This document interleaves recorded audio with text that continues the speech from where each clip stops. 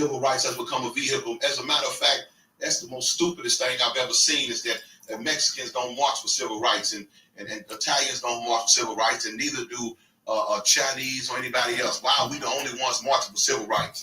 Say, man, they marching for Mexican rights and Latino rights and Chinese rights and Korean rights. Why are we only ones who want to be civil? Everybody else is marching for their own causes.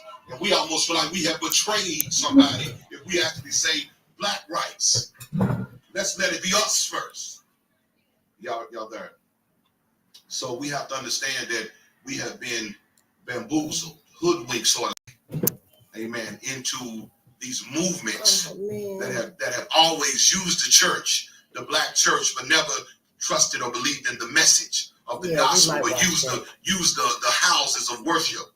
These religions. In order to push their agendas, but could care less about the message or the man that we say we worship. Are you hearing what I'm saying? So we have been betrayed. We have been sold out by this beast system that is in most religions, that's in most churches. Are y'all there? Let me show you, then I'll give you a little bit of understanding. Go to 28, Daniel 11 and 28. You there? Now, this is speaking about the Antichrist. Daniel is prophesying about the Antichrist, amen? And he's getting ready to reveal some things about the Antichrist that we need to know. And once he reveals these things, it'll get clear what time we're living in.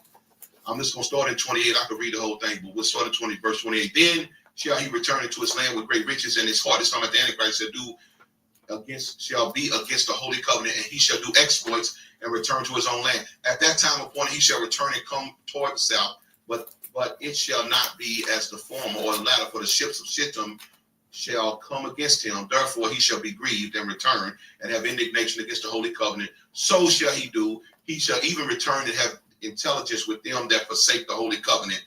And arm shall stand on his part, and they shall pollute the sanctuary of strength, and shall take away the daily sacrifice, and they shall place the abomination that make desolate, and such as do wickedly against the covenant shall he corrupt by flatteries.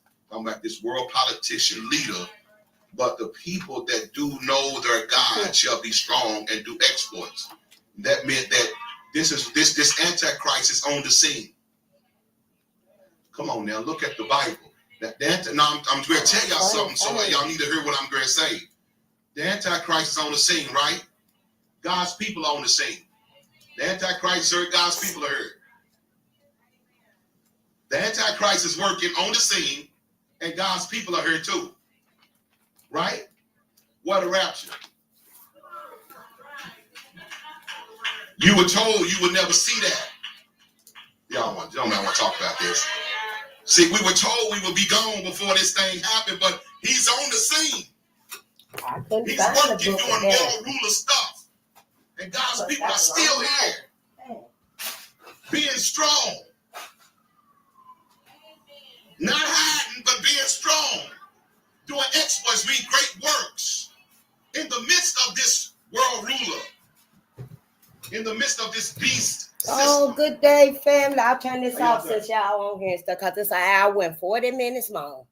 And it's Pastor Stephen Darby. I just listened to one or two of his videos recently, and he's really good. He's telling us the truth also. Yeah, he's telling Pastor Stephen Darby. STEPHEN DARBY. Yeah. Yeah, he's really good too. I like him. And he was talking about the book of Daniel, but I couldn't find it in this book right here. Yeah, I'm gonna have to get the other book too, the other Bible too. And that way I'll be able to follow along and stuff with some of these scriptures. But it's good to see y'all. It is so good to see you. You know, I'd have went to sleep. I'd have got my rest and recuperated if I needed to. But I feel like, I can read tonight. I can read tonight. And to tell you the truth, I did go through some names in one of the new books.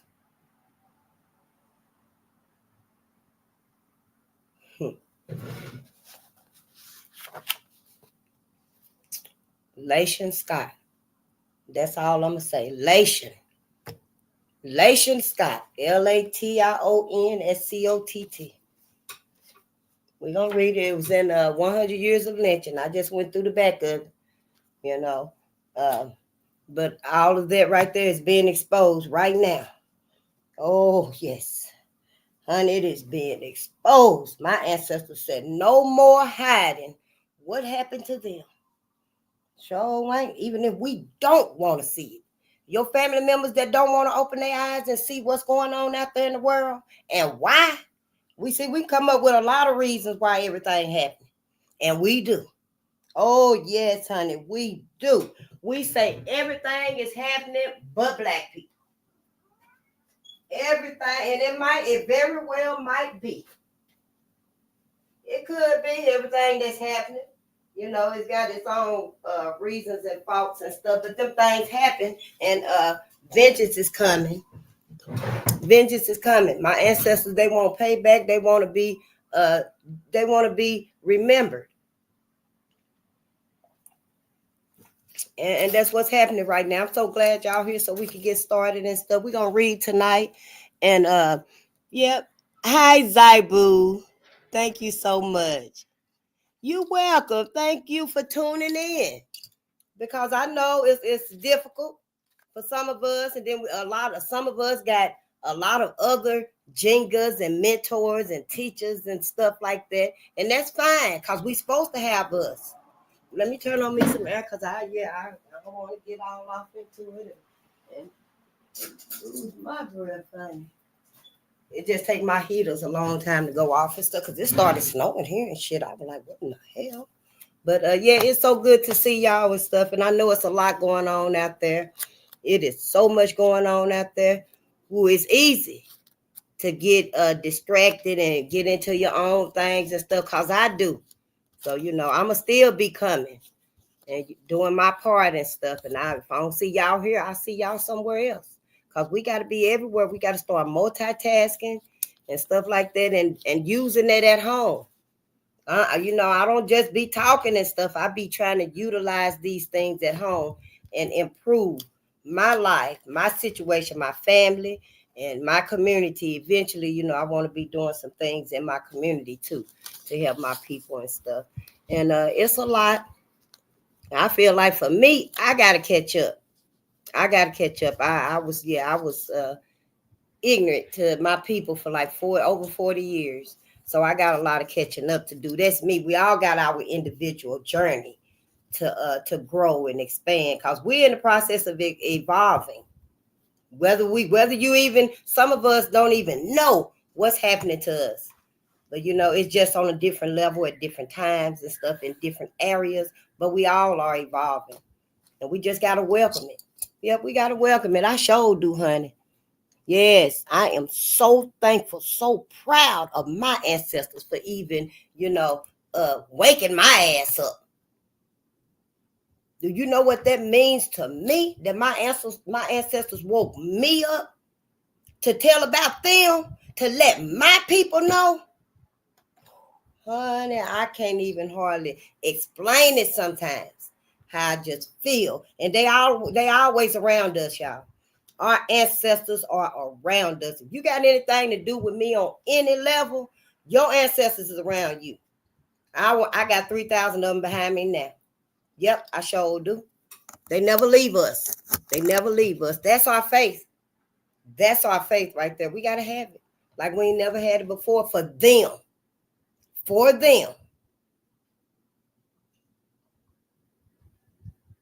Because, you know, religion got us where we give all the credit.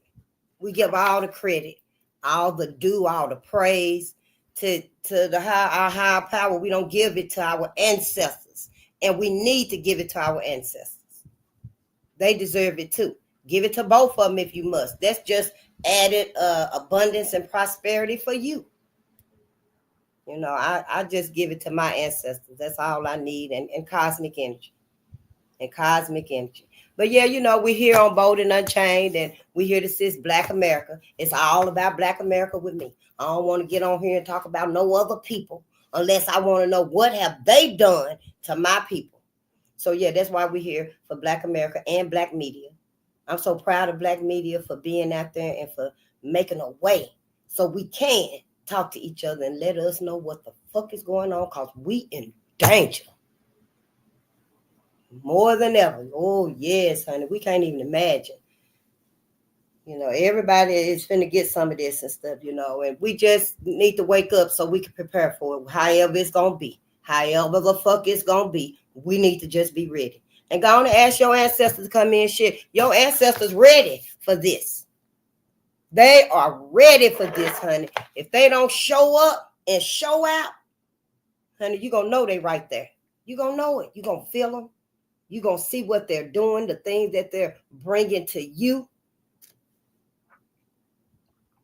We better get on code with them. We better get on code with them. When you really think about it, and all of Jesus and the suffering that he went through and the cross and stuff like that, that one man went through. Jesus Christ, Cesareo Borgia, what was it, the Council of Nicaea in 435 or something like that. I'm bad with the chronological order, but I'm gonna work on it though. We just got to work on these things and they'll fall in place for us. And that one man, you better hold him with one hand. You better hold him with one hand, because you got to hold all your ancestors, all of these Jesuses. See, that's what we fail to understand. That one man, I ain't saying nothing, he did suffer if it happened. But this man right here suffered. You don't see that wood right there? You don't see that cross under him? That wood under him? And this wasn't just one man, Black America. No, this was not just one man. So you got some thinking to do. You do. So you can get ready for what's going to happen on behalf of your ancestors. And get your ass out the way. Get your family, your friends, get your dogs and your cats, and get your ass out the way. Because what's finna go down and stuff is out of our control. All of this is out of our control. I would go so far as to say it's a global awakening. Because our ancestors, they've been all over this planet, They done suffered. And they say no more. It's done got to the point where they have to, the spirit realm, the ethers, have to come and assist us because we too damn traumatized. And y'all act like y'all can't tell us why the fuck we fucked up. Why we can't get along and stuff. But that's the first thing we like. Why we can't get along? Here, look at us. Every time we get together, it's on some bullshit. Look at us. Just clowning out there. Tell us why we fucked up. You might as well now. Hell, the shit finna hit the fan any day now. I smell it now. Yes, I smell it now. But you better open your eyes, Black America, and realize that if you got two Jesuses, I know your Bible said don't put none other before me, but you better put your brother. You better put your brother up there too. You better have two of them. Because Willie Brown deserves to be remembered, recognized, talked about, honored. Why come they don't? We give all of that energy, all of that love, that sympathy and empathy, our tears, fainting at the passion of the Christ. Y'all sisters, y'all ass out there fainting, throwing up. And if I wouldn't have got my ass up there after I let you watch a movie and stuff, after the movie. Because this right here is where we need to have our focus at. Now, for all of this time you've been having the Bible, you done had it for decades, Black America. Now it's time to put that sucker under one of them arms and pick up Black people Bible. Because there's some stuff your ass need to know. Honey, it's a lot of stuff your ass need to know. It's more than just one Jesus that white people done gave you and done told your ass about, and you just hanging on to it. Can't tell you nothing about white Jesus. Tell you about the Black man, what's done happened and stuff you don't want to hear. But now you got to. It's being forced on your ass again. Y'all, this being forced on us. Yep. Who was that? Malcolm X said by choice or force? We done neglected every choice we had, every opportunity. Black America. We have had to better us. We gave it away. We didn't even use it because we feel like, oh shit, that's gonna make white folks feel like we ain't with them no more. And it's an instinctive thing. I think it's an innate feeling. INNAT. I know I seen it somewhere. I hope it's the right word though. But yeah, it's like an instinct thing. We automatically do this because we traumatized. That's why we do this. We need to tell us the truth. We gotta heal us. Hell, ain't no need being behind the smart cities with chips in your ass and your hand, trying to wake up then and trying to figure out how the hell we gonna get up out of here. Because when you do get out of the smart cities and you got them chips in you, everybody on the outside of the smart cities gonna know that your ass supposed to be on the inside of the smart city. That's gonna be fucked up. I don't know. Maybe that's why they decreasing the numbers and stuff, our numbers and stuff. And society will let it happen. Sure will, honey. Don't you doubt for 1 minute. Society won't let them motherfuckers put your ass in them smart cities like the goddamn devil's punch bowl and leave you in there. No, there you'll probably be on display. Yep, black people probably be on display and stuff. The rest of the world just go on, honey, living like it ain't nothing in their futuristic world and robots and shit like that. And what's left for black people, whoever left, are being these little selected smart cities and stuff that they got in like Texas. And I'm gonna have to look it up and see if they done did any expanding of them. Are they up and running or what? I just wrote it down when I seen it because I was like, what the hell is these right here? They like 15-minute cities, and it's Texas, Arizona, New Jersey, New Mexico, Portland, Florida, and Mississippi. Yeah, we're going to have to do some damn research. What the hell is you seeing? Is any of y'all in them cities? You know, it's a lot of cities in Texas and stuff, but somewhere in there, Austin, Texas. I mean, look it up wherever you at, hell, and see if they there, and let us know. Because, hell, see, I want to know what the hell going on out there, too. I mean, I try to keep up with black media now. I ain't listened to the news, the white media, since Trayvon Martin was killed because the motherfucking news, the media, tried to make all of us think that was George Zimmerman screaming help at the trial. You know, it was national, and we all were looking at it, and they were hollering, help, help, and they were like, yeah, George Zimmerman is hollering help because Trayvon is attacking George. That was not George Zimmerman. That was Trayvon screaming help.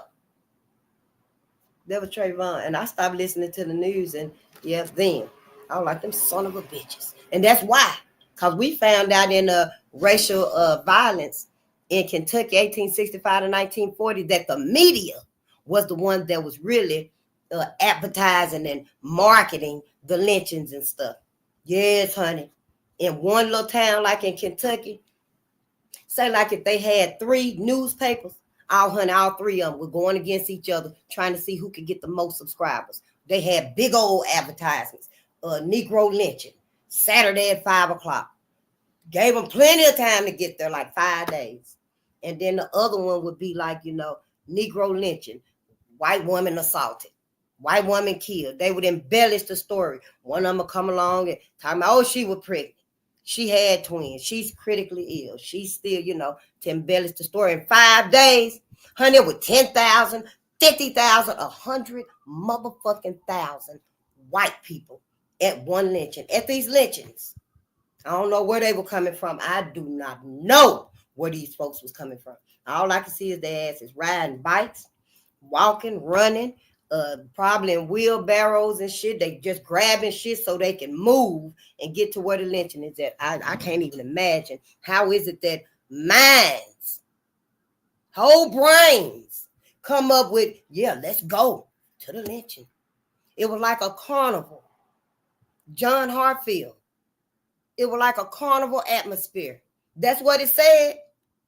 I wrote it down. It said it was like a carnival atmosphere. And, you know, they were taking pictures and laughing. Everybody was gaily and happy and laughing and cracking jokes. Little kids was up in the trees. Little white kids was up in the trees looking down at John Hartfield being lynched and dismembered, and pregnant white women walking to the lynchings and stuff, big old bellies and stuff. They probably had their newborns there, little bitty white girls and stuff. We don't know nothing about all of that. Well, we need to now. We do now. We can't escape it. We can't escape it. Wherever you go, it's on you now. You ain't got to even come back here no more. Because from now on, that's all that's going to be attracting to you. Is what the ancestors need you to know and need you to see so you can be aware. Black America. Yep. We can't be petty about none of this. Nothing. No more. Sure, okay? All we got to do is get out there and do your purpose for your people and for yourself. Because really, we only here for two reasons, Black America. Everybody's with the bullshit. White America had it right all along. We supposed to have black babies and heal our people. That's it. That's all. For all we motherfucking know, this is hell right here. Ask all of them. What you asking me for? You the one read the Bible. You the one ain't looked, ain't discussed, ain't critiqued the contradictions in this Bible. You the one. But as far as me saying this could be hell right here, shit, look at it. Shit, you don't feel this pressure? Ask all of them.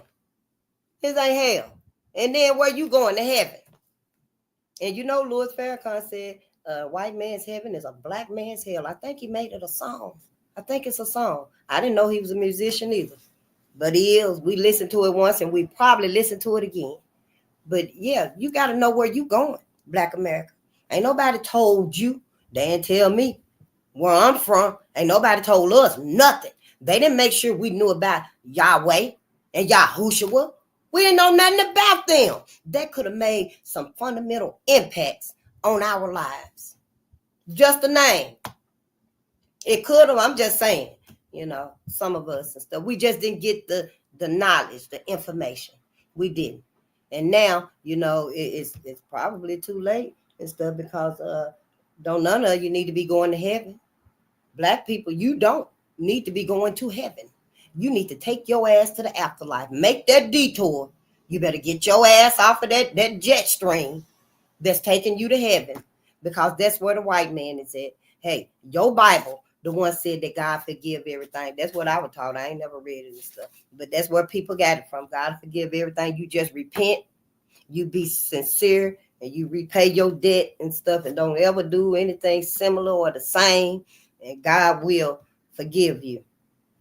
So hell, I don't know how y'all gonna tell me that what he did with Carol and them, I don't know. And all of these people that did these things, all of these white men and stuff right here, what y'all think God did with them? Yahweh did with them. Yahushua did with them. I'm just saying, it's understood with Black America. Stop lying. It is understood that we go to heaven. It is understood that we go to heaven, and it's understood that God will forgive you. Get to know Jesus, and Jesus will turn your life over to Jesus, even if it's with that last breath in your body, like Carol and Brian did. She used that last breath that she had to ask for forgiveness. But until then, she ain't asked for nothing. She sure didn't. She was wrecked with cancer, but she didn't ask for no forgiveness and stuff. She didn't show no remorse and a sincere apology or nothing like that. So you got to start wondering and questioning Black America, because this is a new day. It's a new era. We're in a new era. Your black ass is in another awakening and don't even know it. Hell, I know you don't, because I didn't know. I did not know, but I'm glad I know now. And I'm glad I found, you know, our people that's doing the work out there, doing the knowledge out there, because it's been a long ass time waiting to unleash this restlessness. And that's what it is. We restless mentally, physically, spiritually, because we aren't able to heal from this. We aren't able to embrace us, to know us. We aren't able to identify with us. That's what's wrong. White people. And then they done brought all these other people over here, and then they motherfucking ass want to act white. And now they done lost everything and stuff. And now watch everybody get mad at black people. Just like the draft riots.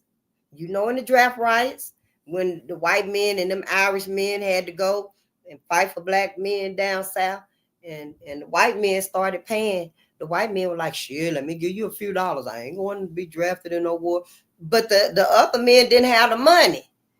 So their ass had to be drafted. So they started attacking the offices and the representatives of the draft that were coming to draft them and shit. Oh yeah, them men were running for their life and shit. And they started attacking them because they didn't want to go fight for black people no more. Then all of a sudden, it's just like somebody, I don't know, turned the fan around or something, because they all turned and looked at black people. Yep. And then everybody just started attacking black people. The draft riots. I didn't know either. I was like, well, damn, what the hell happened? How you go from being mad at them for sending you to the war to being mad at us? But yep, they did. Guess why? The white woman. Yep. It was the white woman. And it's gonna happen again.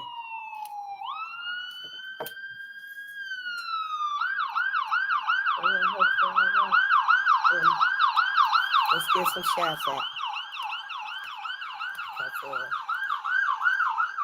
The world is on fire. Yep, everybody motherfucking house on fire. Yep, sure will, but don't you take your ass out there trying to put out nan fire. You sure don't.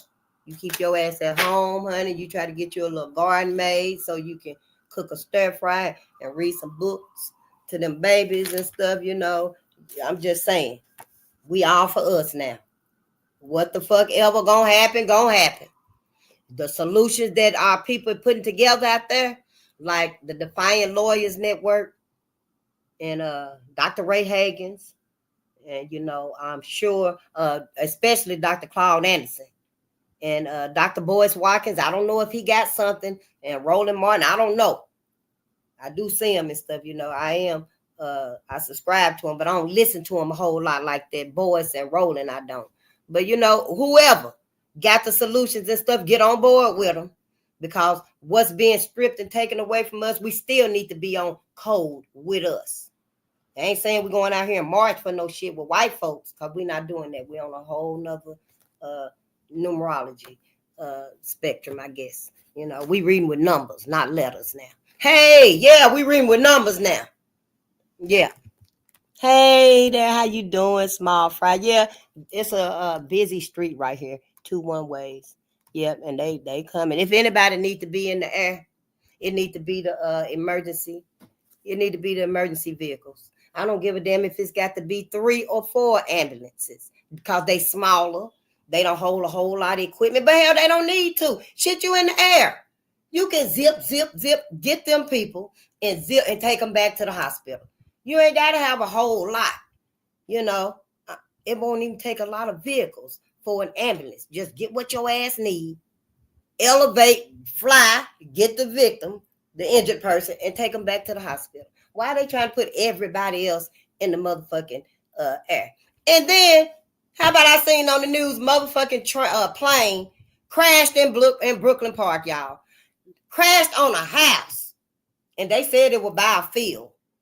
I don't know. I went to the comments real fast and stuff, because I go to the comments on your ass and stuff. And they were like, well, how the hell they hit the house and that big ass field out there?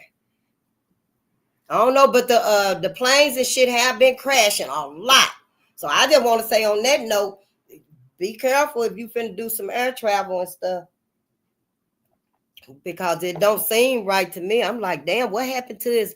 It's 1 in every million. 1 in a million of the risk of airplane crashes or some shit like that. Maybe there was a movie I seen, but I thought that, you know, airplane crashes wasn't that often. But it's like, damn, every time you turn around, an airplane done crashed, 2 airplanes hit each other and some shit like that and stuff. And I'm like, damn, well, is anybody flying them? Hell, or is they autonomous too? And then I be wondering, hell, is the pilot done took that shot? And, I'm just saying, if you going to get on the plane and stuff, know where you going and who flying, who getting you there and stuff. Yeah, I don't know. Are there any book about cow pastures? I don't know. Yeah. I know, yeah, I just got these books and stuff. I don't know. White folks is something different and stuff, and we just got to start, questioning it like it is, calling it like it is, who they are, what they've done to us, and how it affects us. Because here, I ain't, I thought I was just fucking up in life and stuff. And hell, the people that I knew in my circles, I was like, yeah, black people just fucking up shit, But no, this is systemic. These are sabotages on us. It made me feel some motherfucking type of way. And now I'm learning all of this. I don't forgive nothing no more. I don't forgive nothing no more. The forgiveness I had, I take it back. I can be civil, like my mama taught me and stuff. I ain't no I don't know, aggressive, bitter person and stuff, coming at their ass. But I will let them motherfuckers know, no, you ain't finna act like your ancestors around here. You sure in the fuck ain't. Because I'll call all of my ancestors and let them know there she is right there. I will point their asses out. That's what we got to do. Stop letting them feel like they ain't got to be held accountable for this. They know what their ancestors done did. Hell, they all know. Shit, they just playing it off like they don't know and everything is peachy keen. But it ain't. Not for me, it ain't. Y'all gonna find out. You sure will. As soon as they get tired of expressing their rage about to the administration and stuff, to the government, they gonna flip that shit on Black America. Watch and see. Sure will. You better know. Yep. So we are on Bolden Unchained, and we looking through a spiritual lens because I ain't religious. Nope, I thought I was, but I am not religious. I'm spiritual. I'm all spiritual. Yep, I ain't got to forgive nothing. If that right there be the only reason, I'm not religious. I don't believe in no white Jesus. I don't believe in no sky daddy, no man in the sky. I took him out the box. I took it out the box because to me, in my mind, my big brain, the cosmos is too infinite for anybody to try to say what it is, how big it is, how long it is, how wide it is, how deep it is. It's infinite. It ain't even got no beginning or no ending. As far as I'm concerned, and now that I'm learning, yeah, it don't. The white man don't know. He don't know. How could he know what's really, really out there? He don't. He can tell you what he think is out there. Anybody can steal your shit and use it for their benefit. You see? But since we don't know anything except for what they taught us, it seems possible. It seemed like, yeah, that makes sense. That makes sense. But I'm here to tell you now, Black America, with all things considered that has happened to our ancestors, you better reconsider spending your forevermore with white people in heaven. That's what I'm saying. That's what I'm saying. Ain't no pastor said this. I ain't got this from nobody and stuff, so I ain't gonna blame it on nobody. And I don't want you saying that either. Oh yeah, she listened to Dr. Ray Hagan and he done said that. No, ain't nobody said that. No, I listen to them for other things and stuff. I got my own thoughts. These are my opinions. After reading this, your ass ought to be thinking something. Our first Bible that we done read of what's wrong with us, read summer. That right there start ticking right there.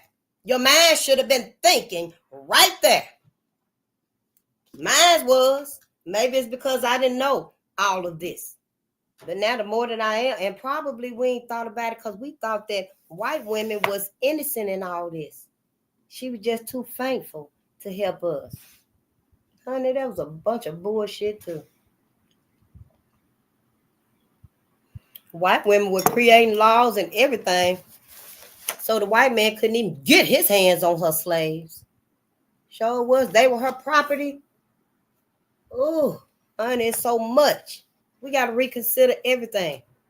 All our pastors and stuff are pastors that I love and respect And, I ain't talking about like T.D. Jakes and stuff like that. But, like Dr. Ray Hagins and Pastor Stephen Darby, I think he passed over too and stuff, And I really honor them and I listen to them and stuff, But I wonder, is they ever going to come to the point where they going to tell us that, yeah, we ain't got to go to heaven?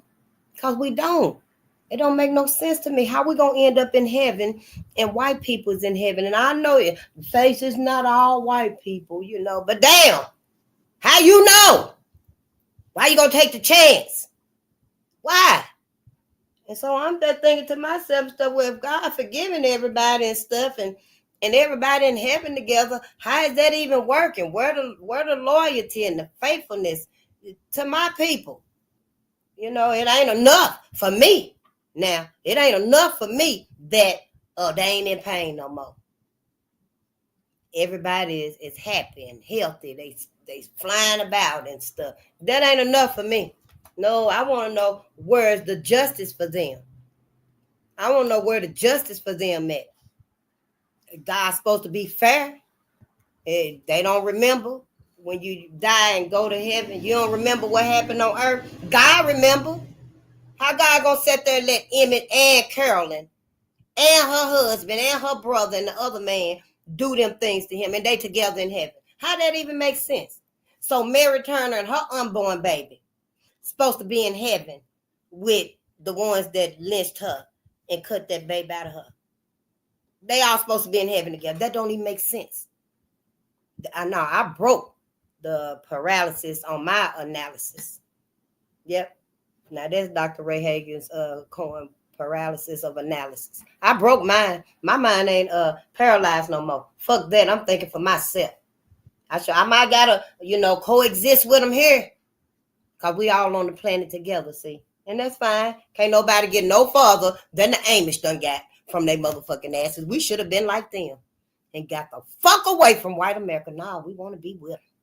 We got to be with them. Gave up all our businesses, all our creations, and we gave up everything to be with white America. Damn.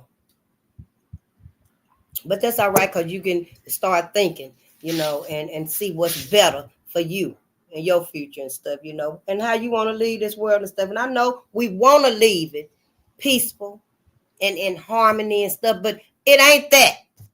It'll never be because of white folks. I don't care what you do, what you say. There's nothing else, Black America, you can sacrifice to amend this. Ain't nothing we can do to amend this. We got to get out of it and be for us now. And all the other people that's hearing shit, I'm just like, shit here. Please don't get involved with all these other people and stuff. At least put some time, attention, and go within on yourself then. Because, I don't know. I'm like, damn shit. And I'm still having culture shocks. Some people I ain't never even seen before and stuff. When I came to Minnesota here, I was like, damn, that's a real African and stuff, a real Hmong. I had never seen them before coming from the South and stuff. And that's like everybody here. So, and everybody acting white. Beats the hell out of me. That's their mentality. Everybody done took on white mentality. About us, though. I'm just saying about us. Everybody acting like white folks towards us. And that don't strike y'all as peculiar. It do to me. Maybe it's because now I'm reading and learning and stuff. But even before I read these things right here, I knew something wasn't right. We can feel that something ain't right. It's something holding us back. I didn't know about all these lynchings and stuff like this. Just me knowing that the education system has been against us since we first walked off the plantation. We ain't never had a chance to really read and learn and study and have education and facts right there for us. We ain't never had that. So I've always been of the opinion that hell shit, all of these strikes, teacher strikes and shit for prices and, for the payments and their wages and raises and stuff like that. Why the fuck they ain't had a huge strike across the country? I'm just saying. At least down south here, they didn't teach us a motherfucking thing. I'm just saying where they can, demand a whole curriculum just for black kids to learn our history. Because here they should have been trying to be sincere and make that up. That's why we so restless educationally. They know that they took and sacrificed our intellect because they didn't give us the knowledge we really needed. We spent all them young, creative, formative years stuck up under their motherfucking asses learning about white folks, glorifying white folks. That's what that one man said, glorifying white folks. Yep. And you know, they did that to us. So I feel like hell, all them stripes and shit here. Why motherfuckers ain't out there trying to get a whole curriculum for black kids so they can start learning and stuff? But that's all right, because we need to start teaching our own anyway. We've been a fool. Malcolm said that only a fool will let his enemy teach his children. He said that. I'm just saying, don't be a fool and a damn dummy. That's all I'm saying, Black America now. Shit, hell, it's enough peace. Hell, when we by ourselves. Now, don't tell me that's worth all this trauma and stress is worth being with white folks. I know we traumatized. That's why I try to be a little, understanding to us. Because I know we traumatized. We so motherfucking traumatized, we don't even know it. I'm just looking for the ones that's telling it too. I'm looking for the ones that's telling it too. Because our motherfucking asses need to know it. Ain't no need being mad at me. Because you don't want to see it. You don't want to see it. But now you got to see it. Fucking hell, when Sophia get her motherfucking ass out here, don't come running up then. Oh, yeah, Facebook, what y'all saying now to get out? Here comes Sophia. What y'all got? What y'all gonna do? Hell, we don't know. We were asking you so we could put something together. We got to get out of this ourselves, y'all. All of this stuff is quite possibly being built up against you, Black America. Oh, yeah. Why not? Hell, everything else is against your ass. I know it look like it ain't. Yeah, these right here just look like apples, don't they? No, they just look like apples, don't they? Yeah, look like regular apples. Shit, them is the motherfucking areas of life that white supremacy / racism is in control, running everything. Yep. Them ain't no regular apples. We got so much fear. I think the major fear we got is death. That's our major fear that we got. We so fearful of the lake of fire. And we can't be afraid of that. We already know here you ain't gonna live forever. You know you ain't gonna live forever.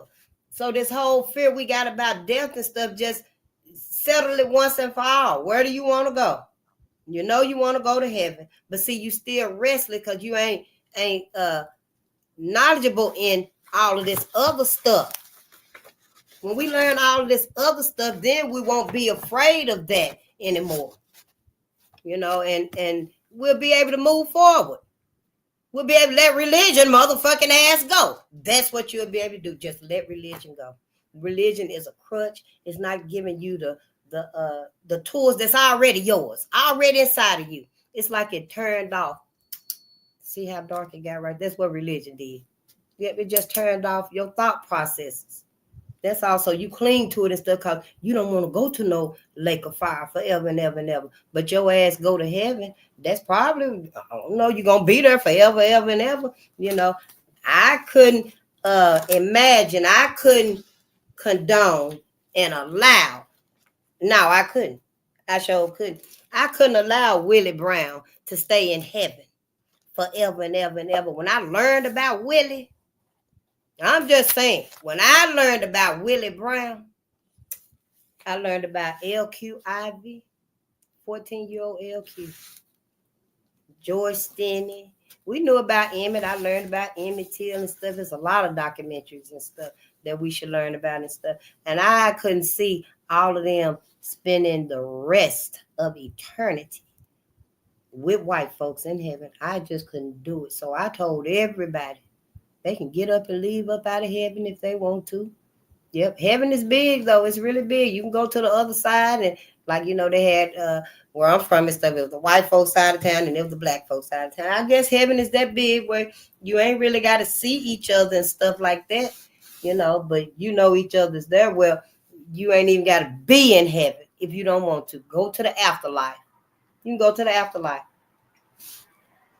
It's a whole lot of us, all of our loved ones, the ancestors that suffered and died and stuff. This 100 years of lynchings. It's so many, I can't even recall. It was 5,000 lynched between like 1850 and 1960, something like that. I don't know. I have to write the specific dates down and stuff. Like 5,000 lynched.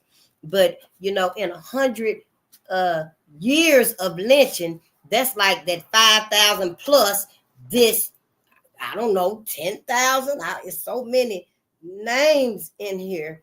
And then in the back of the book is tiny names for every state that's in the book. Not all of the states in the country, but all of the states in the book. And some of these names, I haven't found these names in the book. So all of these numbers adding up and stuff, I'm just like, no, I can't see everybody staying in heaven. I can't trap us here. Because, see, our ancestors ain't never got no justice here. Ain't nobody ever got no justice here on earth. Stop lying. They ain't got no justice. Ain't nobody ever cared to give them no justice and stuff. After the fact, like with Emmett Till, they will come out and say, oh, Carolyn admitted that she lied. And that's supposed to be it. So it's like, in heaven and stuff, where's the justice for them? They trapped here and in heaven. That's what it is. They didn't get no justice here on earth. Hell, they still trapped. That's being trapped. And we keeping them in that. So, I just looked at it like, well, in heaven, it must be the same. They trapped in heaven too. Because there ain't no justice in heaven. Hell, if they there and the white person there too. White people there too. And they in heaven too. Ain't no justice for them. Where? Because they don't remember. God remember, your higher power, whoever his name is. He remember. And we, right here on earth, we know. So, I'm like, yeah, you ain't got to stay up there and stuff. So a lot of them left. Yep, they sure did, honey. They took their wings and got up out of heaven. They were like, they were getting up out of there. Now, our innocent ancestors, like in the books and stuff, when they went to heaven, because nobody knew. A lot of people didn't know. A lot of us did not know then and don't know now about the afterlife. Let me get this out the way right here. I'm going to tell you about the afterlife and how it affects us, our ancestors leaving heaven, because it's really magical. It's really spectacular how, it all worked for them. But see, that right there was the cosmos inside of them, the cosmos working through them that made it happen. So, the copyright disclaimer under 107 of the Copyright Act 1976, allowance is made for fair use for purposes such as criticism, comment, news reporting, teaching, scholarship, and research. Fair use is a use permitted by copyright statute that might otherwise be infringed in nonprofit, educational, or personal use. Tips the balance in favor of fair use. So, see, the afterlife is different from heaven. And the afterlife is like 12 universes. You see all them universes? Well, I'll move my TV now. Well, heaven is in the first universe. Heaven is in the first universe. Heaven and hell and earth very well could be the first universe where we all at. And you earth in the middle right here. When you die, you either gonna go up here to heaven or you gonna go down there to hell. But see, no one ever told us that it ain't just one universe. It's 12 universes. I think Dr. Delbert Blair was saying it is 7 universes. But I wrote his information down too. But I started with the 12 universes. And 12 is a dozen. So, I just like 12 better because I want to be very fucking far away from white folks when I leave Earth. So, I'm going to stick with 12 until I am for sure that he was saying it was 7 universes. I don't want to be with they motherfucking asses forever, and I'm not. So, anyway, we didn't know about the afterlife for a long time. Like I was saying earlier, where I'm from, we only knew about God and Jesus, and then Jehovah. They send that little newspaper out and stuff like that, and so we didn't know about all of that and stuff. So as far as knowing about the first universe, heaven and hell, and God and Jesus, it's very simple. It's very basic. You know what I'm saying? It's so motherfucking basic. It's like, damn, can't I go somewhere else? Is it another option? Like if you don't want to go to heaven with white folks' face, you gonna end up in hell. How the fuck you gonna tell me? How you gonna tell us that, make us think that? See, that was a whole diabolical lie. It was. You know, it pisses me off now that I think about it and stuff. All of this time, all of this motherfucking time, we've been thinking it's just heaven and hell, but it ain't. And that's okay, you know, now was the time for all of us for this reawakening stuff. So y'all, let me go ahead and tell you how it is with me and stuff. So the afterlife, because we didn't know about the afterlife, but now we do.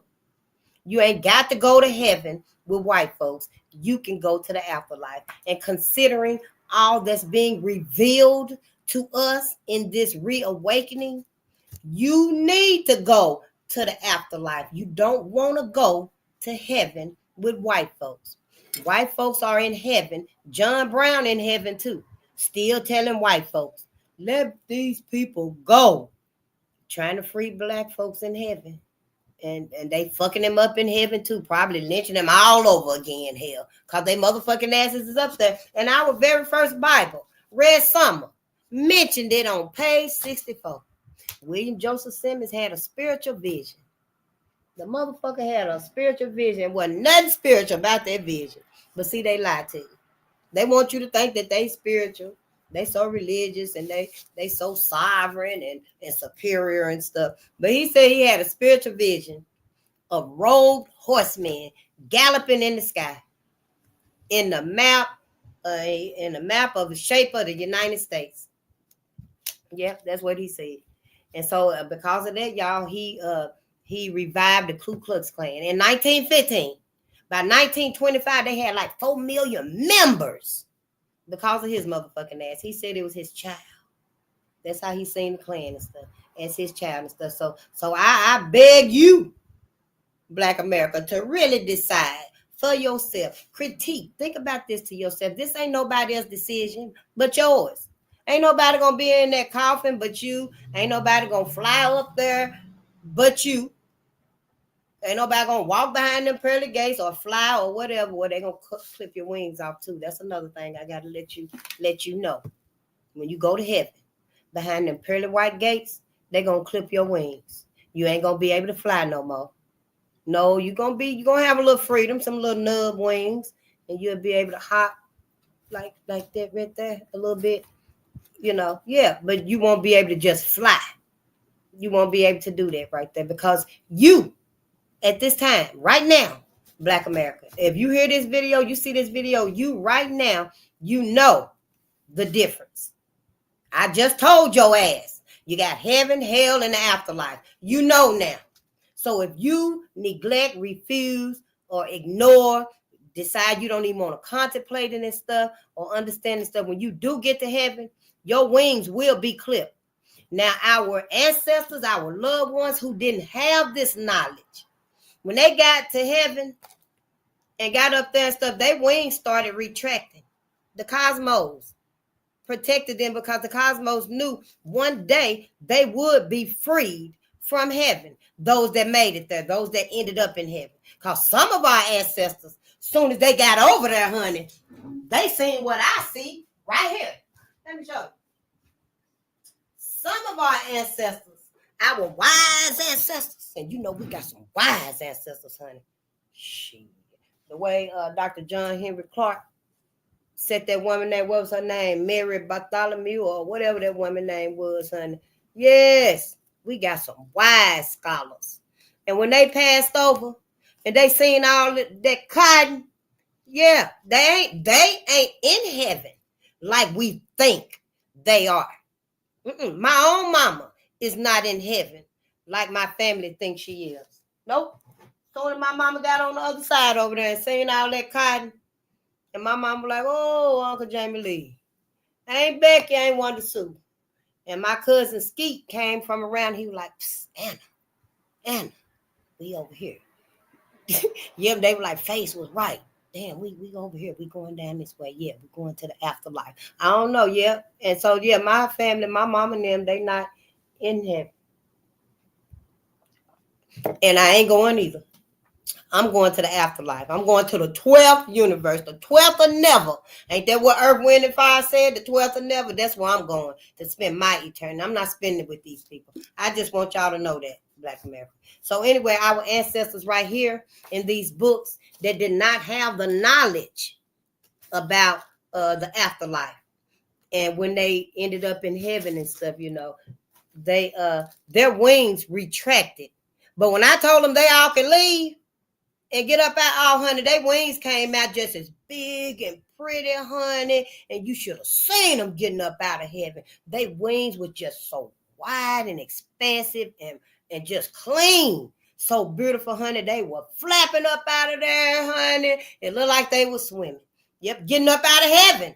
Because hell, our asses done trapped them in heaven. Hell, all this time. Yep. All since slavery. We done trapped our ancestors in heaven with the same people that's done tortured them, lynched them, roasted them, burned them completely up. Look, LQ Ivy. What white folks did to that little boy, 14 years old, and set him on fire, y'all. Tied him up with ropes. But they had a chain around his neck. And they just lit fire up under him. And they lit fire up under him. And when the fire went out, they would pile more wood up on it. And he broke away from the legs. He broke that, I guess the ropes and stuff was burning and stuff and off of his arm. And he broke away. And he just trying to get away from the fire. But they had the chain around his neck. And white folk just laughing and cracking jokes and gouging at him with sticks and stuff like that. And he's on fire. White people did these things. I don't mean to be crude and graphic with you, but I want your ass to know what I know. Shit, you my brother. You my sister. I don't want us to be trapped in this shit with they ass and then go to heaven and be trapped some more because you don't remember. No, I'm not going to do that to my people. If you want to go to heaven and be with white folks after you learn what you need to know on earth, then that's your right. That's your right. But you better know what it might look like. And you as a black person on earth right now, and you alive, and you if you saying this right here, hell, you into something, some part of this awakening is on you and stuff, and you keep ignoring it and stuff, that's gonna be on you. You're gonna have to choose you here and in the afterlife when you transcend though.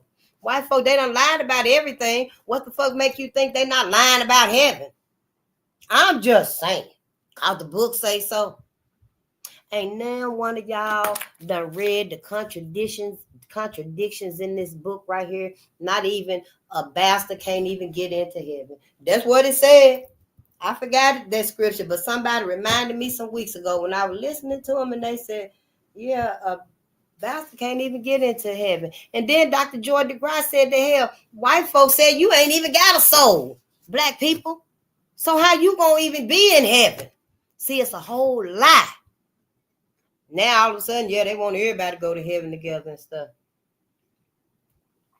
You ain't even supposed to be in heaven. That's what they thought and stuff. That's what they said. That's what they taught us and stuff. That's what they taught themselves. White folks ain't changed with nothing. They haven't been sincere. The most you can do is be civil with their ass and keep it moving. Watch your back. I don't care if you walking and stuff. You better spin around so you can see what the fuck going on and go where you going. That's all we got to do now. We must do it now. Let your kids know. Your sons and your daughters with all they friends and stuff. I know they've been friends since junior high school, since kindergarten and stuff. The hell shit. And that may be true. But it's the elders. It's the family that's gleeful to relive their old days. Yep. And Sabrina might not know that she bringing your son to a Get Out. Yeah. The movie Get Out, Sabrina might not know. Then again, she might be part of it. I'm just saying, we don't know these things. We do not know these things.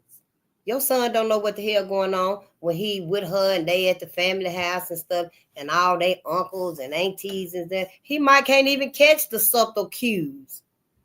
I don't know, hell, I don't be around white folks like that. I'm just saying, we got to wake up to what's going on and stuff before it's too late, for real, before it's too motherfucking late.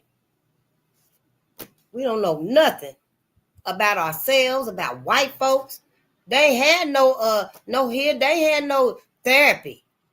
Y'all, we ain't had no healing. They ain't had no therapy, none.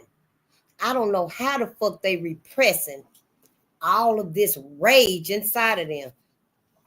I guess it's some satisfaction that some of them are, when you think about the country and stuff, it's still going on and stuff, because we still getting the lynchings and the missings and, all of that bullshit is still going on. I guess that right there satiates the thirst some.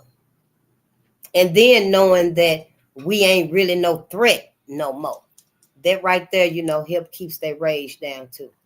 I just been thinking and stuff, well, hell, where did all of this rage go? Because now it look like, hell, they done projected all of the rage being black people. Yeah, motherfuckers even think I'm the bitter black woman. Ain't that some shit? How the fuck you gonna label us the bitter black women? Yeah, the bitter black women. But it's a known fact that folks think, yeah, when they ask, well, what do you think about the black woman? The bitter black woman, we ain't even no bitter ass women. Nah, we the most forgiving, done forgave all they funk asses, knowing they getting ready to unleash their rage on us and stuff, but we still haven't even told them. Haven't let them know, yeah, we know what your ancestors did to us and stuff, but don't you try that shit.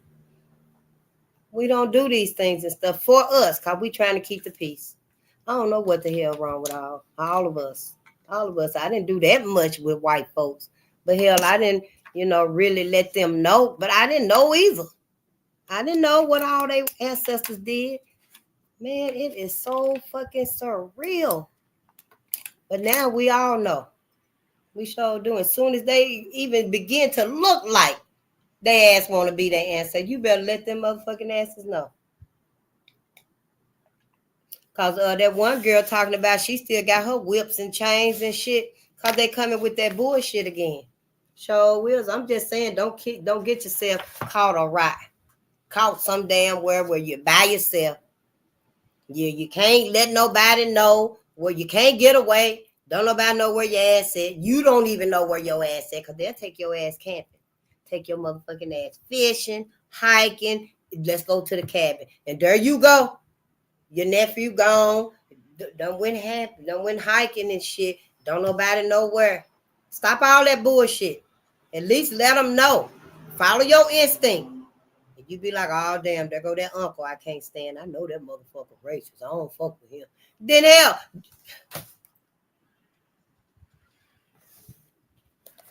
But yeah, we're going to get to reading and stuff, because I will, be here all night and stuff. Yeah, I think this is like, 20 pages every chapter. We had, her slaves have been liberated and lost to her, page 151 to 180. Not like 30. Yeah. This right here is They Were Her Property, White Women as Slave Owners in the American South. And this is Stephanie E. Jones Rogers. I forgot who mentioned this book, but I went and bought it. Yep. Her slaves have been liberated and lost to her. A year after Union forces began their occupation of New Orleans in spring of 1862, Captain Tyler Reed of the 8th Division of the 3rd Massachusetts Cavalry and his men made a discovery while they searched for arms and munitions on the estate of a French Creole woman named Madame Cottrell. That sounds familiar. Her name, do Coutreel. They not only found contraband, they also uncovered a small house, closed tightly, about 9 or 10 feet square. It was, according to Reed, a dark and loathsome dungeon, alive with the most sickening stench that can be imagined. Appalled, he exclaimed to Cottrell, in heaven's name, what have you here? And to this she replied, oh, only a little girl. When Reed ventured inside, he found sitting at one end of the room upon a low stool a girl about 18 years of age. She was nearly white and had an iron yoke surmounted with 3 prongs riveted about her neck, where it had rusted through the skin and lay corroding upon the flesh. This your white women? Yeah. She had been languishing in this place for 3 months and was almost insensible from emaciation and immersion in the foul air of her dungeon. Her only crime was attempting to run away from her mistress, who, suspecting her of Yankee sympathies, hoped to keep her hidden away until the Confederate Army had driven the Union soldiers away from the city. Madame Cottrell's action signaled her staunch determination to hold on to the young girl she considered her property. Regardless of the circumstances that threatened her and slave-owning women like her with the loss of all they owned. Slave-owning women continued to buy, sell, and hire enslaved people, even as the country, half slave, half free, moved steadily towards civil war. The days when they would be at liberty to do so, however, were waning. Men and women across the nation viewed the presidential election of Abraham Lincoln on November 6, 1860, as a sign that abolitionists had won. They believed that he and his administration planned to implement changes that would lead to slavery's dissolution. Many Southern slaveholders immediately prepared to defend the institution at all costs. Within days of Lincoln's election, 2 South Carolina senators, James Chestnut and James Hammond, withdrew from their seats. Then on December 20th, 1860, citing the free states' persistent assaults upon slavery and the federal government's failure to protect the institution from such attacks, South Carolina seceded from the Union. Congress moved quickly to stave off impending conflict. Members proposed a constitutional amendment that would have prevented the federal government from abolishing or interfering with slavery, but their efforts proved unsuccessful. By June 1861, Mississippi, Florida, Alabama, Georgia, Louisiana, Texas, Virginia, Arkansas, North Carolina, and Tennessee had followed South Carolina's lead and seceded from the Union one by one. Delaware, Maryland, Kentucky, and Missouri, which with West Virginia formed in 1863, were known as the border state. Well, in Missouri, they took a different course. They remained committed to the Union, and by doing so, ensured that the federal government would uphold their right to keep enslaved people in subjugation. On April 12, 1861, a month after Lincoln took office, South Carolina took the lead once again when the newly formed Confederate States Army attacked Fort Sumter, a federal garrison situated in the Charleston Harbor, an act that launched the Civil War. 3 days after this assault, Lincoln issued a proclamation which called forth the militia of several states of the Union to suppress the growing rebellion in the South. And I'm trying to think, what was it called before the proclamation? What was it? Proclamation, the exclamation. It was I forgot. I was listening to a brother and I wrote it down. Proclamation, declaration, or something like that. When I find it, I'm gonna let you know, because it was something else, and then they changed it to proclamation. Yeah, that we know.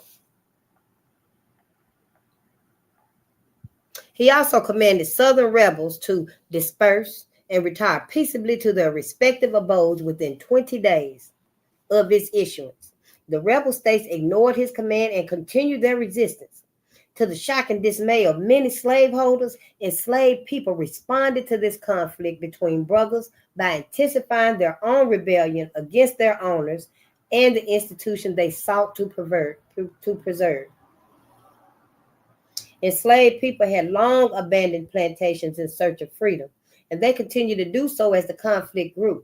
But now they began to run toward federal military forces rather than away from them. Initially, they were unsure that Union soldiers sympathized with their plight, and they were right to be cautious. Enslaved people knew that they were taking enormous risks by leaving their homes and appealing to Union officers for help and protection within federal encampments. Throughout the war, many Union soldiers proved that they were no allies to the enslaved.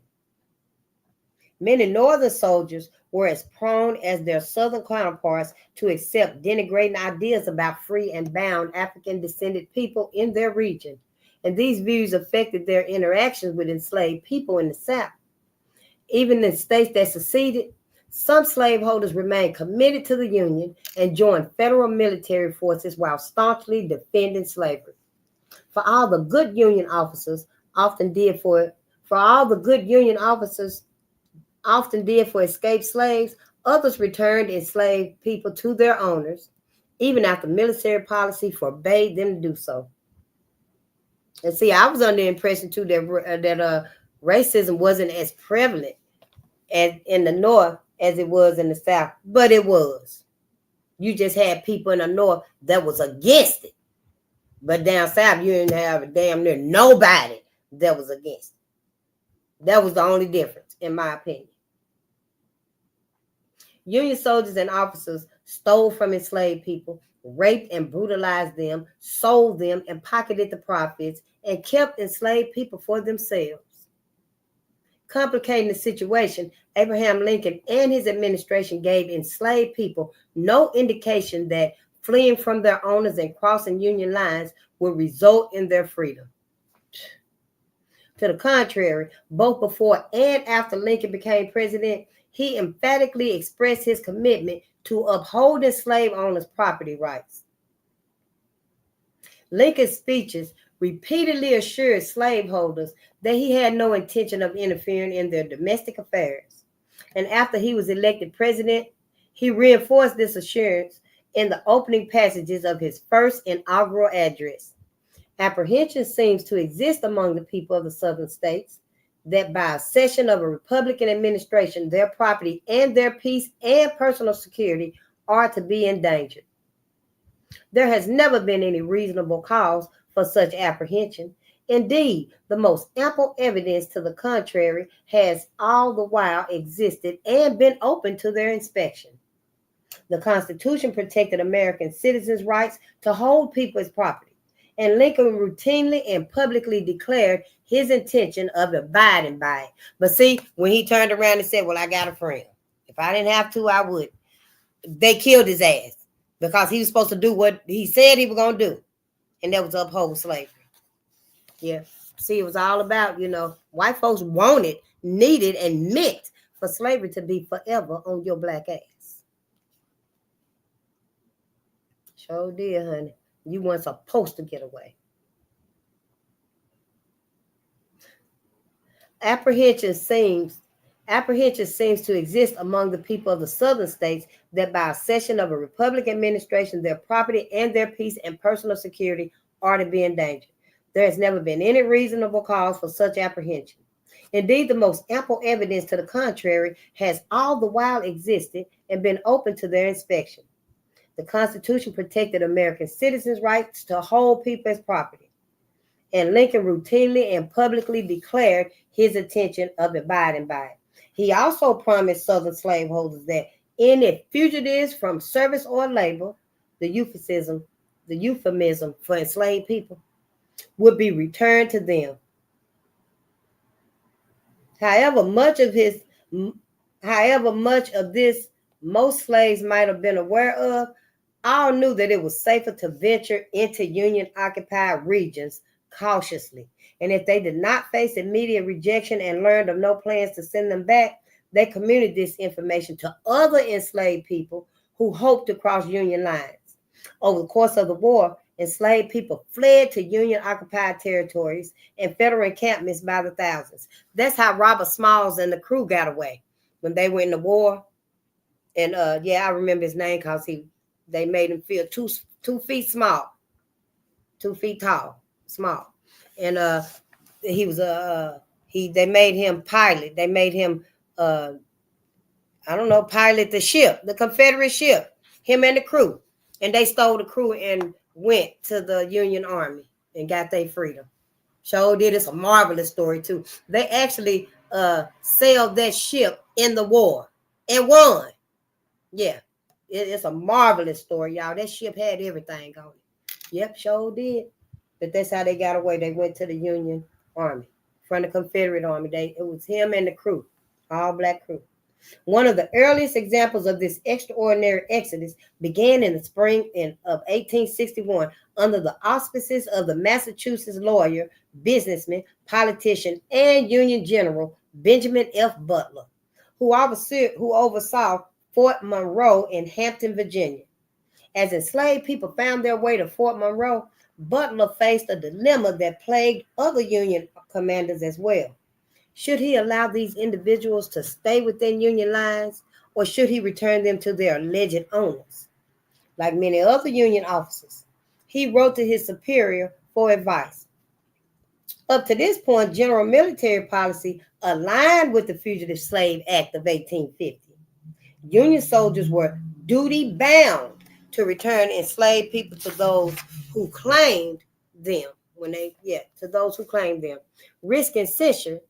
Some Union officers and soldiers refused to do so, but Butler resolved his quandary in an ingenious way, one that allowed him to avoid reprimand. Versed in the laws of war, Butler knew that any property that rebels used to aid and abet an insurrection against the government could be seized as contraband. He reasoned that because enslaved people were technically property under Southern law and Virginians were in a state of rebellion against the Union, enslaved people who came to Fort Monroe could be defined as contraband and thus liable to confiscation. He also reasoned that he and the soldiers under his command were not obligated to adhere to the Fugitive Slave Act.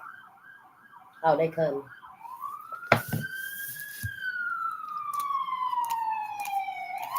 Yes, honey, a plane crashed into the top of the house. Just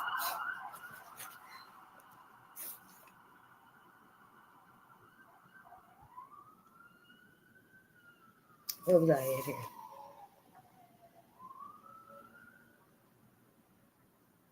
He also reasoned that he and the soldiers under his command were not obligated to adhere to the Fugitive Slave Act because it applied only to states within the Union. Since Virginia had seceded, the law was no longer applicable there.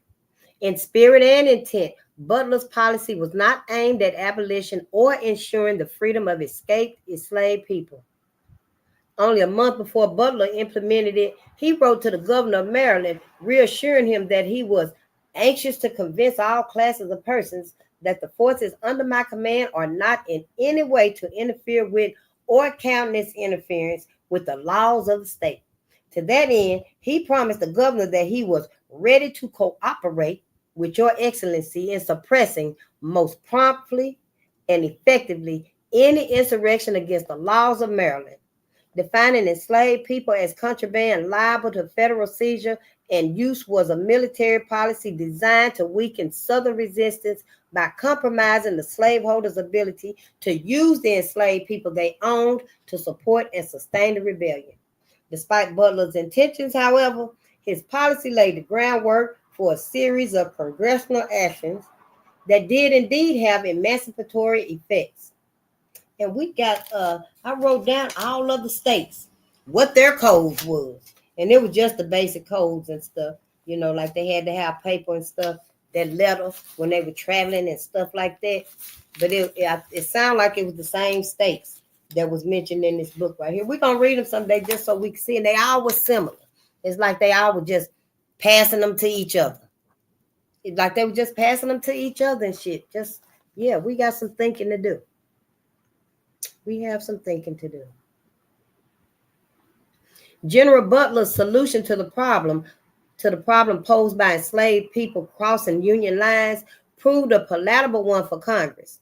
On August the 6th, 1861, it passed an act to confiscate property used for insurrectionary purposes, also known as the First Confiscation Act. Yeah, that's what it say. The First Confiscation Act, used for insurrectionary purposes. Well, yeah. which provided for the seizure of any property that individuals in rebellion against the Union used to support their insurrectionary efforts, including enslaved people. Oh shit, they said, hell no, we getting our people back. Yep. Just white folks, yeah, they ain't never, no. They're gonna get you back one way or the other.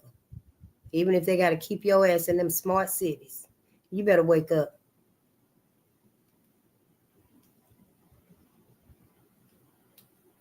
In quick succession, the following year, Congress passed several acts of legislation that slowly but steadily weakened the institution of slavery throughout the Confederacy. In March 1862, Congress approved an additional article of war that forbade Union soldiers from returning enslaved people to slaveholders deemed to be in rebellion.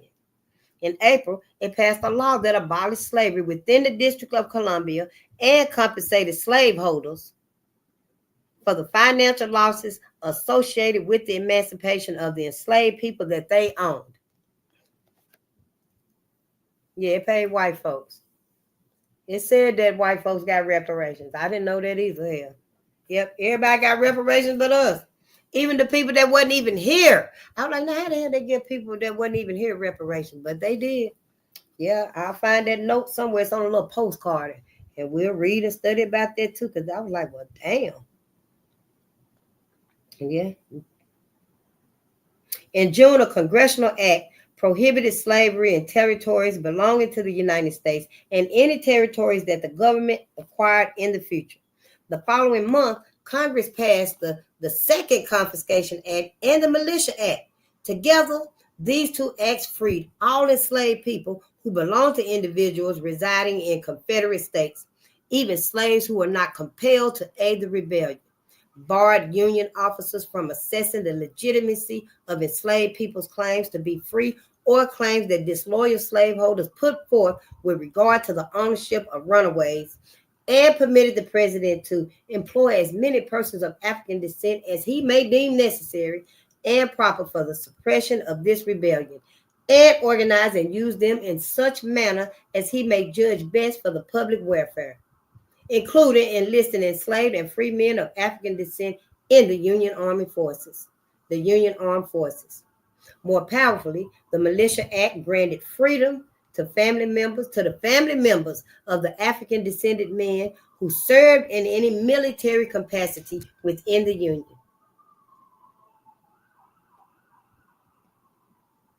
While this congressional activity was taking place, two Union generals, John C. Fremont, who commanded the Union Army of the West, and David Hunter, who served as commander of the Department of the South, exceeded their military authority by issuing general orders regarding the emancipation of all enslaved people in the states of Missouri, Georgia, South Carolina, and Florida. Lincoln swiftly denounced and rescinded their orders, fearing that their unconstitutional assaults on the property rights of slaveholders, especially those who lived in Missouri, would compel the other three slaveholding states within the Union to secede. Yet even with Lincoln's public renunciation, Southerners across the region, not just in the border states, understood Fremont and Hunter's emancipatory proclamations as part of a more systemic effort to abolish the institution. In September 1862, Lincoln removed virtually all doubt about the institution's future when he issued the Preliminary Emancipation Proclamation. In it, he offered Confederate states the opportunity to rejoin the Union as long as they were willing to voluntarily adopt immediate or gradual abolishment of slavery within their respective limits. As further incentive, Lincoln also provided for slaveholder compensation for any slaves who might be freed by state-level abolition. He gave federal states 100 ways to decide whether to accept abolition and rejoin the Union. He gave Confederate states 100 days to decide whether to accept abolition and reject the Union. If they chose not to do so, all enslaved people within their states would be thenceforth, and forever free. And Union military forces were ordered to recognize and protect that freedom. On January 1st, 1863, finding that the Confederate States remained in rebellion with the exception of Tennessee and a number of parishes in Louisiana and counties in Virginia, which were under federal control and unwilling to cede in, let me read that again, it's a lot of parentheses. On January 1st, 1863, finding that the Confederate States remained in rebellion, with the exception of Tennessee, and willing to cede the institution of slavery willingly, Lincoln issued the final Emancipation Proclamation. It freed all enslaved people in Confederate States, but stopped short of abolishing the institution of slavery entirely. Enslaved people who labored in Missouri, Maryland, Delaware, and Kentucky, the slaveholding states that remained loyal to the Union, remained in captivity. Taken together, the Union troops' arrival in southern communities, the flight of enslaved people toward federal forces, Congress's legislative actions, and Lincoln's proclamations signaled irreversible transformations in the institution of slavery.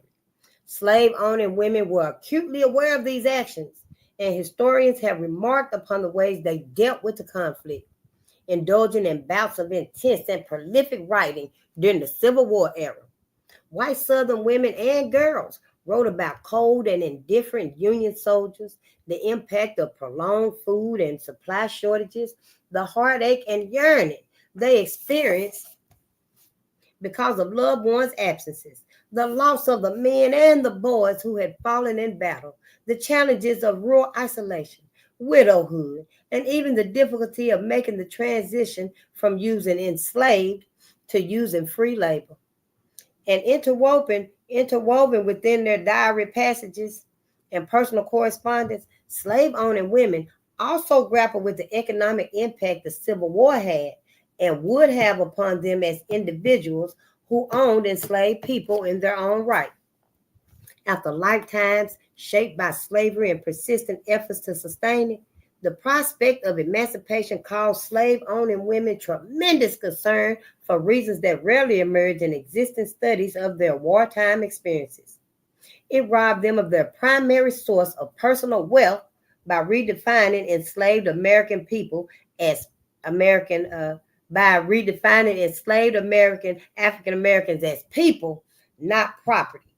Yep, it robbed them, white folks, of their primary source of personal wealth by redefining enslaved African Americans as people, not wealth. It placed African Americans in positions of white folks. It placed them in positions of economic dependency, and it forced them to establish restrictive relationships with those who still had financial resources in order to survive. Slave-owning women also feared emancipation because it held the potential to destabilize and relocate the power they exercised within their marriages and families, authority which was often vested in their ownership of property.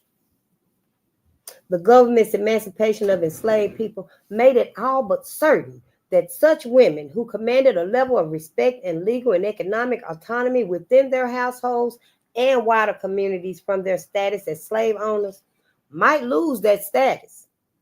Throughout the war, women who owned enslaved people shouldered the tremendous burden of dealing with its consequences. Often alone and isolated on plantations and farms scattered throughout the rural South, slave-owning women lived most days of the war surrounded by millions of enslaved people who embodied their fiscal loss and defeat. Slave-owning women often saw the Civil War as a personal battle, one they deemed worth fighting, not just as Southerners resisting the Union advance onto their land, or as soldiers' wives whom the government of the Confederate States of America, the CSA, Confederate States of America, promised to care for in exchange for their menfolks' military service and sacrifices. It was also a fight they vigilantly took on to ensure their own financial autonomy, economic stability, and survival. But like the Confederate soldiers who lay slain in the battlefields, slave-owning women lost their war and most of their wealth along with it. As slave-owning women observed the signs of slavery's dissolution all around them, they devised a multitude of strategies to protect their financial investments. At their best, slave-owning women freed their slaves and hired them to work their land for wages. One slave-owning woman liberated all of her people about 3 years before the Civil War ended and gave them a home as long as they lived. Yep, that's what it said. One slave-owning woman liberated all of her people about 3 years before the Civil War ended and gave them a home as long as they lived. Ended is in parentheses, 3 years before the Civil War, I guess. But at their worst, they perpetrated brutal acts of violence against the people they hoped to keep in bondage. See, she was just one of many. She just was like, yeah, I'm gonna keep my slave. I'd rather pay them. Yeah, pay them pennies, but yeah. But the rest of them wasn't like that. She was like a John Brown. But not really like a John Brown, but because John wasn't manipulative. John wasn't manipulative in any way. Now her ass, yeah, she thought she was gonna keep him some kind of way. The majority opted for methods that fell between the extremes. However, all their strategies were contingent upon local circumstances, the states in which they lived, the presence or absence of federal troops, and whether they could call upon individuals within the federal government or military forces to assist them. In their efforts to retain possession of their slaves, white women traversed treacherous wartime terrain as well as seemingly peaceful countryside that might become a bloody battlefield at any time. When their slaves escaped to Union lines, slave-owning women who lived in the border states appealed to members of their communities, the federal government, and high-ranking Union officials for protection of their investments in slavery, help in reclaiming their human property, or compensation for their losses. Yeah, they were freaking out. Yeah, they were calling on everybody. White women was to get us our property back. In Confederate states, as Union forces drew closer to the slave-owning women's communities and homes, the federal military policies implemented in 1861 and 1862 allowed women who swore an oath that they were not in rebellion to claim and repossess any of their slaves who could be found within military camps. Slave-owning women who lived in areas that had not been infiltrated by Union forces still feared their arrival because they suspected that the enslaved people who remained in their possession would either run away, be confiscated by Union troops, or if they themselves were secessionists, be emancipated. To circumvent these threats, many slave-owning women packed up and moved themselves and their slaves out of the Union's reach. Them motherfuckers said, we moving, and they will pick up and move.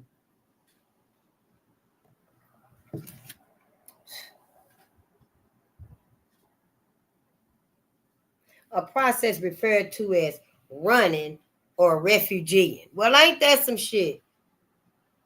Other women like Madame Cottrell imprisoned their slaves to prevent them from escaping and often intensified their brutality against them.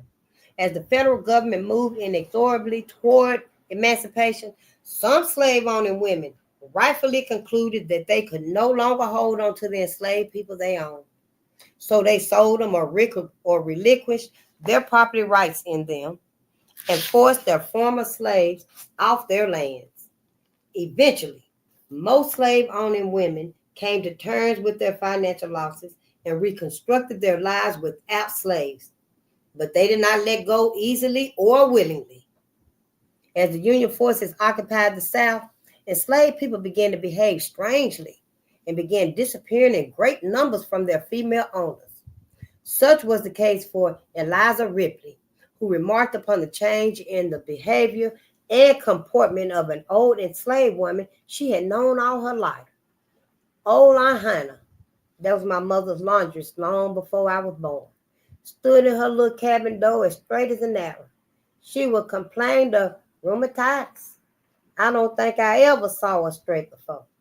But there she stood with the air of one suddenly elevated to an exalted position and waved me a goodbye, madam. I bar you no malice. I bar you no malice. That's what she said. Some slave-owning women found it hard to believe that their slaves would leave unless the Yankees had compelled them.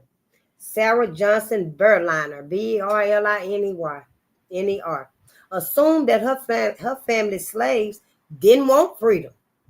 A squad of Union soldiers, she maintained, had summarily forced freedom on them and told them that the proper thing for them to do was to get out for themselves. After the Union declared it legal in 1862 for federal troops to confiscate the properties of those who served in rebel forces or aided and abetted the rebellion, women like Berliner saw the Union officers who were authorized to take their silver, furniture, food, and livestock as thieves, and they particularly resented the theft of their most valuable property, their slaves. It was one thing to take precious metals, household goods, victuals, and animals. It was quite another thing to take their human beings who were doubly and sometimes triply valuable and whose bodies, production and reproduction, paid dividends. Ooh, them white women couldn't stand it. Union troops, I can see them now when the troops come in there and take the gold and the silver and their pots and pans and their food and stuff, and they just sitting back looking at them. But when they get to taking them slaves and letting the enslaved people know, come on, we leaving too. That's when them white women just went wild, just scratching and picking up stuff and throwing stuff. That's when they went into rage, when they tell the slaves, come on, we leaving. Yep, they sure did. I can see it. Yep. Y'all better be particular now. Don't wake your ass up and stuff and you be in a sunken place. Your ass be in a smart city somewhere. I'm just saying. Some women interpreted the changes in their slaves' conduct. Wait a minute, I think I done read that. No, I didn't. Some women interpreted the changes in their slaves' conduct, especially their flight to Union encampments and enlistment in the Union Army, as a personal affront. One formerly enslaved man joined the Union Army when he was 17, and he returned to his mistress's estate while on furlough. She asked him, "You remember when you were sick and I had to bring you to the house and nurse you?" He replied that he did, at which she exclaimed, "And now you fighting me." He explained that he was not fighting her personally, but to secure his freedom. Their enslaved escapees' ingratitude was not all that great. The women who remarked or reflected upon the actions of runaway slaves realized that as enslaved people fled, all the wealth bound up in their persons was lost. These were fears that many Southerners shared. Mary Boykin Chestnut related a conversation she had with a physician as they watched a Confederate regiment conducting marching drills while their slaves stood by. The doctor told Chestnut that the enslaved people gathered there constituted $16,000 worth of Negro property, which can go off on its own legs to the Yankees whenever it pleases. As a slave-owning woman, Chestnut would have been familiar with such estimations and the financial losses runaway slaves represented. Women like Chestnut were acutely aware of the tactics that slave owners were using to keep the Negroes from running off. Another Southern slave owner, Catherine McRae, MCRAE, wrote about some of these strategies, but she also noted that despite such efforts, a boy of Madame Dilmas, Dilmas, and of Mr. Ellison's made their escape the week previously. Southern women might not have wanted to face the fact that enslaved people did not need encouragement to leave them, but enslaved people's words, actions, and even body language often compelled them to do so. It compelled them to do so. Even the youngest slave-owning females, even the youngest slave-owning females felt the economic impact of the war as the people they owned slipped away. Mary Elizabeth Woolfolk, Woolfolk, was only 12 or 13 years old in 1862, but she already owned slaves. And that year they decided to go off on their own legs to the Yankees. Over the course of the war, Woolfolk lost 24 men, women, and children. On April 1st, 1862, Only weeks after Congress passed the article of war forbidding Union soldiers and sailors from returning fugitives to their owners, 4 of the enslaved men Woolfolk owned left and allegedly allied themselves with the Union forces occupying Fredericksburg, Virginia. According to Woolfolk's trustees, Union soldiers visited the plantation where she and her slaves resided later that year. And on August the 3rd, 1862, they had a long conversation with the Negroes. Shortly thereafter, another 3 of her male slaves left. Not long after Congress passed the first Confiscation Act in 1861, the Confederate Congress passed its own act in order to perpetrate testimony in cases of slaves abducted or harbored by the enemy and of other property seized, wasted, or destroyed by them. Although the act never specified to what end this testimony would be put, its passage implied an eventual Confederate victory and alluded to the possibility that such documentation might be used to compel the Union to compensate slave owners after the secessionists won the war. In October 1862, in conformity with the Confederate Act, Edward Satterwhite, Satterwhite, the Woolfolk's overseer, Jordan and John W. Woolfolk, Mary's trustees, and William Woolfolk provided sworn affidavits to the Confederacy's Department of State, attesting to the losses Mary suffered, valuing these men at $9,300. 2 years later, on May 24, 1864, more of Woolfolk's slaves fled to the Union as federal forces passed through her community. Hell, how many slaves did she have?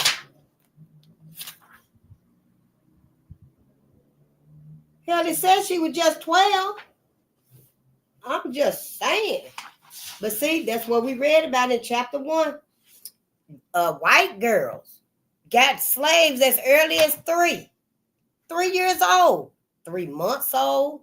They were just given slaves, their own slaves for their own soul, whatever. Their own personal slave, just for them.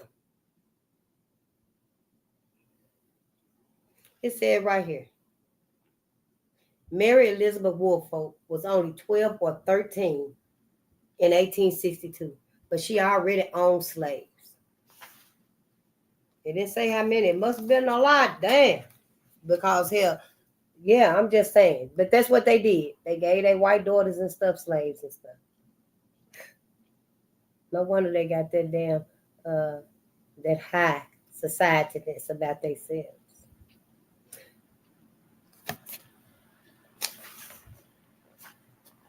Two years later, on May 24th, 1864, more of Woolfolk's slaves fled to the Union as federal forces passed through her community.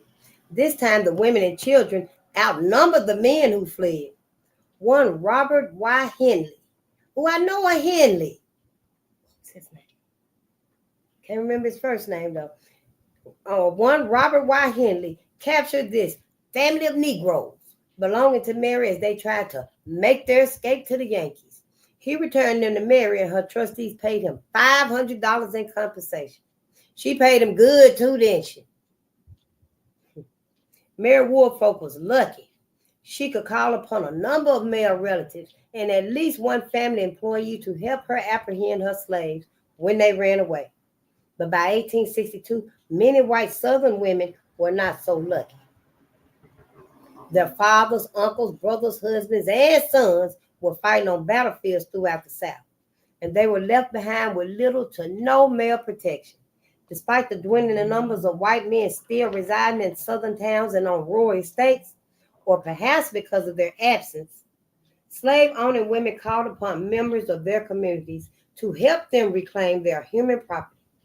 When Joe and Alfred Shipley, Shipley, fled from the men who hired them, their owner, Emily McTavish, Mactavia, Mactaviah,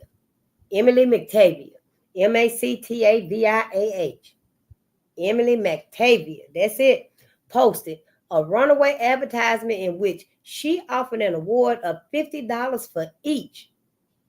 $50 for Joe and $50 for Alfred. Ann L. Contee, Contee, a large-scale landowner from Laurel, Maryland, suffered the loss of 3 of her male slaves over the course of 2 months. She too posted an advertisement in the Sun on the same day. That's the newspaper, the Sun. In the Sun on the same day that Emily McTavia did, and offered a $50 reward for each man to the individuals responsible for apprehending them. 7 months after her slave Lewis disappeared, Esther Baker placed an advertisement in the Macon, Georgia Daily Telegraph requesting help in apprehending him as well. Almost a year after Eliza Seagold's slave Hector escaped, she offered a $20 reward to the person who would take him to the local jail so that she could reclaim him there. These runaway advertisements also underscore the ruptures in the families of enslaved people, separations that slave-owning women brought about, sustained, or exacerbated. When an enslaved man named Sam ran away from Mary Gilbert, then they gave us the Little House on the Prairie. Little House on the Prairie with Mary Gilbert, the little girl. She placed an advertisement in the Charleston Courier 6 months after he escaped. Although Gilbert lived in Cuthbert, Georgia, she advertised in the Courier because she believed that Sam would try to find his wife, who lived on Anna Rump's estate in Walterboro, South Carolina. In many of these advertisements, slave owners theorized about their slaves, especially the men. In many of these advertisements, slave owners theorized about their slaves, especially the men, had fled toward Union forces or their encampments. Gilbert, however, believed that Sam's love for his wife had motivated his flight. Although it remains unclear as to whether any of these specific women were able to reclaim the enslaved men they owned, some women seem to have done so. Jailers' notices scattered throughout Southern newspapers during this period suggest that members of slaveholding communities were still hunting white women's runaways, placing them in local jails, and possibly collecting the rewards that these women offered. And if it wasn't the right man, they just get a black man. Yep, that's what they were doing.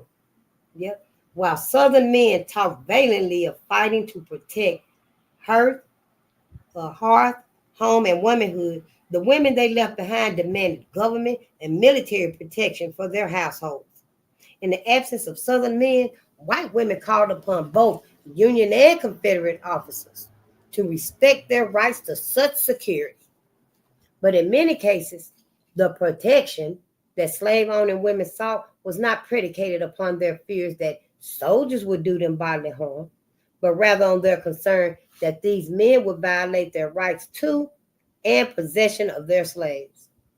When Southern women requested that their menfolk be exempted from military service, for example, they often based their appeals upon the effect that these men's absence would have on their slaves.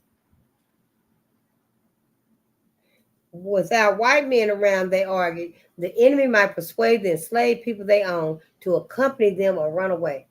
In a letter that Mrs. P.E. Collins penned to Alabama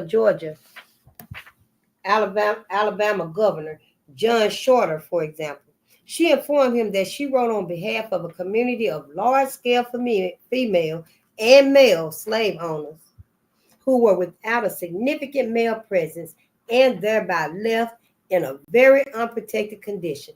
Her neighbor, Mrs. McMillan, was isolated on her plantation with over 50 Negroes without a white male member in her family. Another one of Collins' neighbors, Mrs. Miley, was left on her plantation with over 100 Negroes. Miley's 12-year-old son was the only white male on the estate. And I bet before then, his ass was prancing around like he was the high shit. Because, see, he knew they were going to be his slaves. Yeah, they call him Master. He was master. Yeah. Collins also expressed concern for her elderly male neighbors. One of them, Mr. William Motley, owned 3 farms and over 500 Negroes. But Collins did not seem particularly interested in her or her neighbors' personal protection. She did not mention any fear of violence. She was more interested in preventing contact between their slaves and Union forces because federal troops might place temptations before them, and it was wrong for Negroes to be left as they are.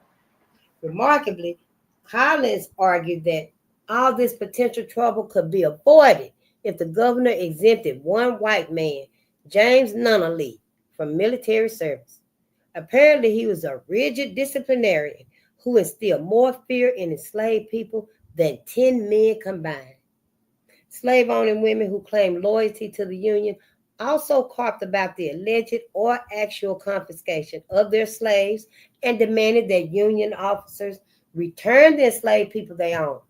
Even when slave-owning women were unsure of their slaves' whereabouts, they sought assistance from Union officers, just running up to them, asking, "Have you seen, can you find my slave? Look for my slave. Where's my slave?" Just running up to them. Sometimes they asked male friends and kin to write letters to Union military officials on their behalf. At others, they communicated with these officials directly. When the Union officer, Colonel Wright, confiscated Mrs. Wright Wagner Thomas's 2 male slaves in 1862, her son-in-law, James M. Quarles, a lawyer, Tennessee congressman, and a Confederate soldier, wrote a letter to General Grant on her behalf, which noted that she had 2 Negro boys carried off by Colonel Wright when his command left her community. He also claimed that these Negroes are all the property she has, and they are her sole support. From Quarles' perspective, taking a woman's only property and source of income was a great injustice, one which he believed should at once be rectified.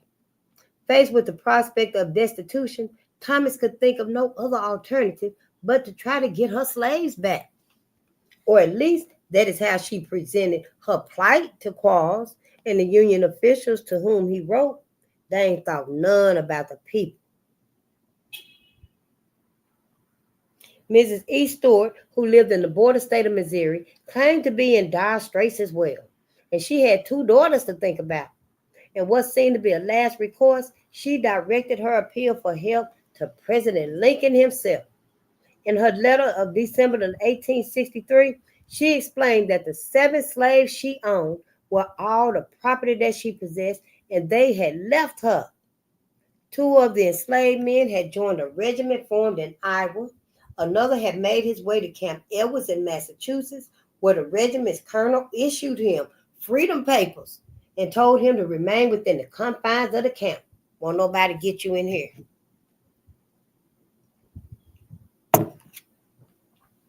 The 4 women and girls she owned, learning of this news, they fled to Chicago and claimed their freedom based on the enlistment and freedom of the 3 formerly enslaved men who belonged to the mistress. With all her slaves gone, Mrs. Stewart had no source of income to care for herself or her 2 daughters. She couldn't even boil water. As a Union slave owner, Stewart asked Lincoln to either compensate her for the loss of her slaves or provide some relief. It is unclear whether he responded. Women like the Davidson County, Tennessee slaveholder Mrs. S.F. Baker also sought out assistance and protection from Union officers, even after they found the enslaved people who had run away from them, and some of these men obliged them. In the last months of 1863, Hannah and Becky, 2 enslaved women Baker owned, ran away from her. Hannah fled to Nashville 3 months before Christmas, and Becky left to complete an errand for her mistress and never returned.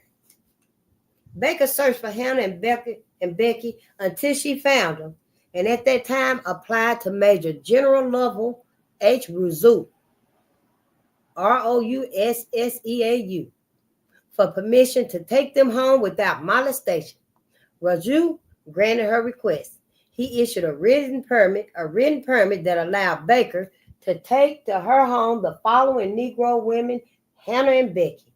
The permit also warned individuals who might want to obstruct her passage that the general commanding directs that she will not be interfered with by any authority, either civil or military. Baker was in fact interfered with. Major John W. Horner.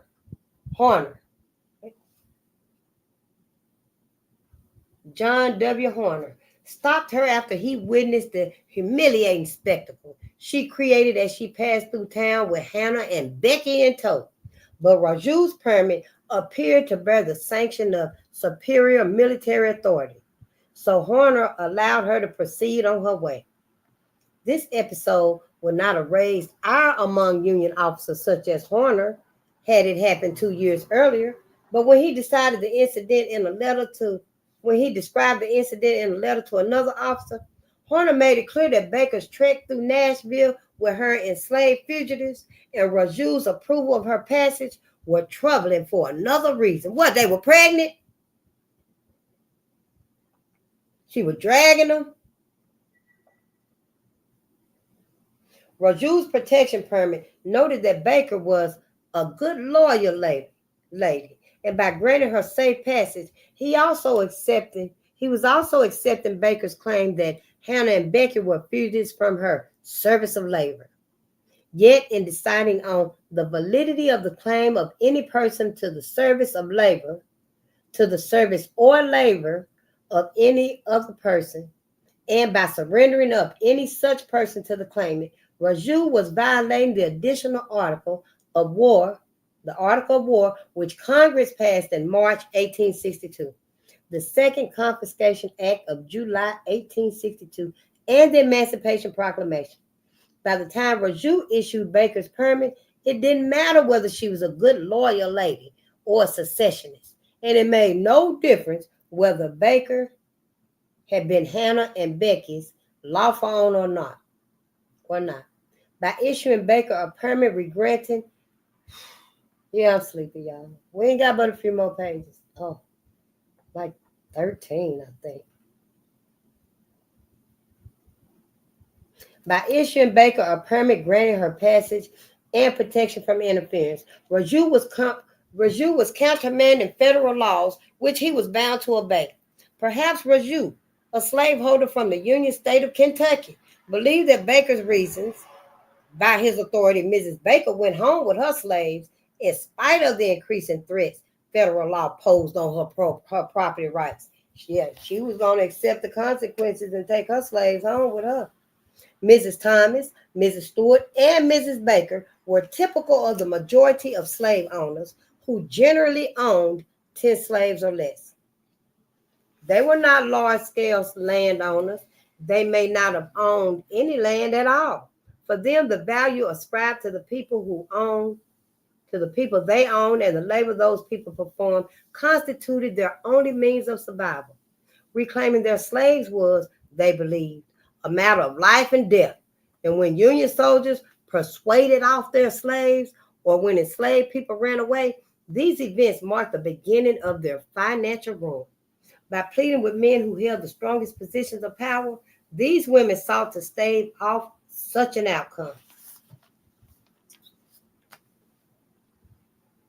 After the United States Congress passed an act which emancipated all persons held to service or labor within the District of Columbia by reason of African descent in April 1962 and offered slave owners compensation for their slaves who had been freed, slave owning women seized the opportunity to submit claims in order to receive some of those funds. The District of Columbia Emancipation Act required petitioners to describe the person they own and state how the claim to the slave or slaves was acquired, when, for whom, and for what price or consideration, and if held under any written evidence of title, to exhibit it thereof or refer to the public record where the same may be found. Petitioners were also obligated to state such facts, if any there be, touching the value of their claim to the service or labor of the person, and also touching the moral, mental, and bodily infirmities or defects of the said person, as impair the value of the petitioner's claim to such service or labor. They needed to submit an itemized schedule of the enslaved people they were claiming and sign and submit a form of the oath for verification of the petition. Damn. You see the extent they went to?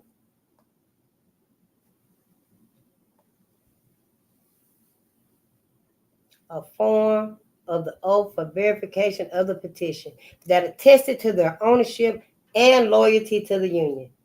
The commissioners documented their work in daily minutes, which revealed that slave-owning women frequently appeared before them along with their slaves. The commissioners assessed these women's loyalty to the Union and the value of their slaves. Some women, like Mildred Ewell, Ewell, and Fannie Ewell, appeared before the commission more than once because each time they bought a few of the slaves they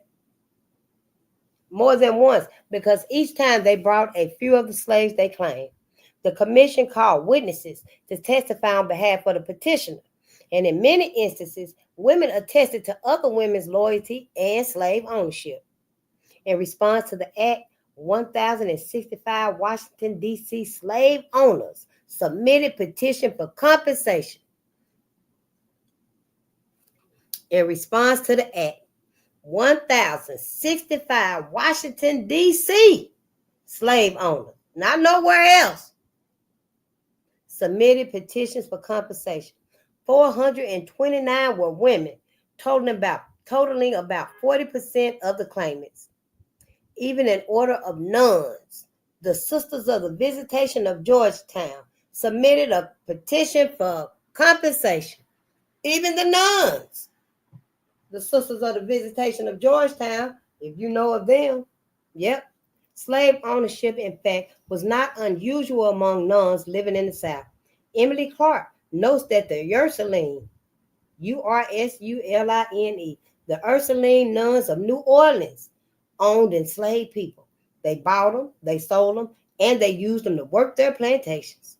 And when the District of Columbia Emancipation Act was passed, the Sisters of the Visitation divested themselves of their property, just as the other women did.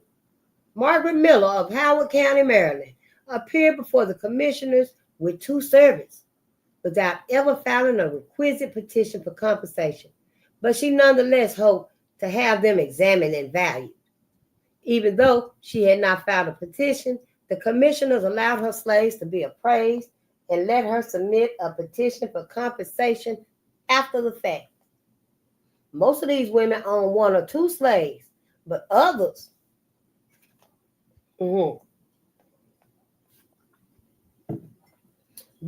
like Margaret C. Barber, owned more than the average slaveholder. She wrote to the federal government about her 34 slaves and included an itemized schedule that identified each by age, name, sex, color, and the height, whether they were slaves for life or specified terms, and the type of labor they performed. The enslaved people in her holding ranged from 4 months old to 65 years old in age and in color from light mulatto to black. They performed a variety of tasks, carrying leather, Currying, carrying leather, laundering clothes, making shoes, cooking, and field work. The government granted Barber's request and paid her a total amount of $9,351.30. And they did that for all but 1 of her enslaved people. Though this was undoubtedly less than the value she ascribed to the people she had once owned. Even so, Margaret Barber could count herself among the more fortunate of slave owners because she didn't reside in a Confederate state where the federal government emancipated enslaved people without giving their owners a dime. She cut her losses and capitalized on the government's promise. Not every slave owner in the district followed Margaret Barber's example. Some neither applied for compensation nor emancipated the enslaved people they held in bondage. So in July 1862, Congress passed another act which allowed enslaved people to petition for their freedom in cases where their owners did not submit compensation claims. Out of the 108 petitions enslaved people submitted, 42 identified female owners. Many of these women lived in the Union State of Maryland or in Confederate Virginia, although a New Jersey woman named Julia Tenake, E-Y-C-K, Julia T-E-N, Julia Tenake, owned 3 of the slaves and had hired out their slaves to residents within the District of Columbia. Upon learning that their slaves had submitted these petitions, the women quickly tried to file their own petitions for recompense before their slaves were granted their freedom. If they failed to do so, they would lose the opportunity to secure any funds associated with their slaves' emancipation. Similar requests could also be found in the slaveholding states that remain within the Union, especially from women whose male slaves enlisted in federal military forces. In Missouri, for example, around 11% of all claimants were women who requested compensation because their former slaves had enlisted with the 4th, 7th, 18th, and 19th U.S. Colored Infantry and the 5th and 6th U.S. Colored Cavalry. They made up about 5% of claimants for those whose slaves enlisted in the 1st, 4th, 8th, 12th, and 13th U.S. Colored Heavy Artillery. At various times during the war, women who were at the other end of the economic spectrum also wrote to military officials in hopes of rectifying wrongs that Union troops perpetrated against them. Mary Duncan, an elite absentee planter and slave owner from Staten Island, New York, took on the role of spokesperson for Natchez, Tennessee, a slave-owning community where her plantations was located. She complained that troops had ransacked property belonging to Unionists and carried off their slaves against the slaves' own will. You see and hear all the dumb shit they say. They had to make the slaves leave. They carried them off. They persuaded them. That's white folks say. That's white folks say. Like they just carried them off.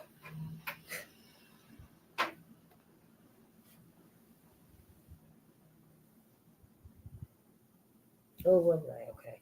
She further alleged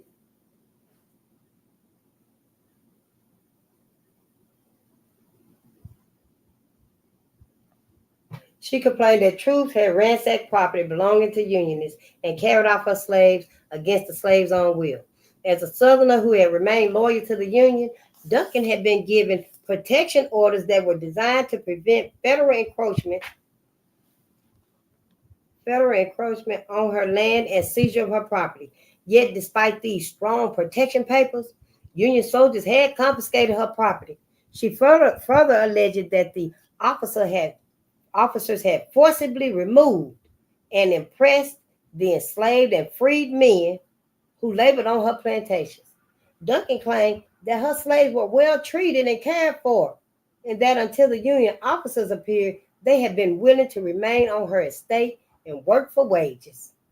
Throughout her letter, she questioned the authority of the men to take her property and demanded swift rectification of the problem, something she saw as her right as a loyal citizen of the Union. Oh, shit. The Union official who investigated Duncan's claims and personally interviewed the enslaved people in question told a different story. When he spoke to these allegedly contented laborers, they disputed Duncan's claims, telling the officer that they were poorly treated, badly fed, and hardly cared for. In fact, they had left her estate willingly because they thought they would fare as well or better with the Union Army as they had with her. The following year, on October 27, 1864, Irene Smith wrote a letter to W.P. Fessenden, Fessenden, the Secretary of the Treasury, in which she assumed a gentler tone. She declared her unwavering loyalty to the Union and clearly delineated the property and goods she had lost to the officers serving under several Union colonels and captains. She also noted each time that she made a personal request for protection. Later in her letter, it becomes clear why she is so reluctant. It becomes clear why she so relentlessly petitioned the federal government. She and her daughter's husband, Alexander C. Bullitt, Bullitt, owned 4 plantations in Mississippi and 6 slaves. Irene Smith owned the majority of the land, 3 plantations, and the majority of the slaves who cultivated that land as well. Irene Smith also has protection orders, and not unlike Mary Duncan's, her orders gave no indication that she was concerned about the military harming her. The orders routinely and explicitly referred to her property. In her letter to the secretary, she wanted Fessenden to approve her purchase of supplies to sustain production on her plantations, to be permitted at the earliest day possible to ship her cotton and produce to market, and return with her winter supplies and pay all of her outstanding obligations. She was trying to operate her plantation as usual, but the government was obstructing her ability to take care of business. Smith's letter was written on behalf of the collective financial interests of herself, her daughter, and her son-in-law, and it offers important evidence about the relation of slave-owning women to their property interests. Yes, she wrote that for her daughter, and her son-in-law. He was running around acting like he was the master. Because when she died, the daughter get all the slaves. And yeah, by the end and stuff, he'll have a daughter so broke and stuff. He's the master and she the missus. Her daughter wasn't going to be like, this is my soul. These are mine.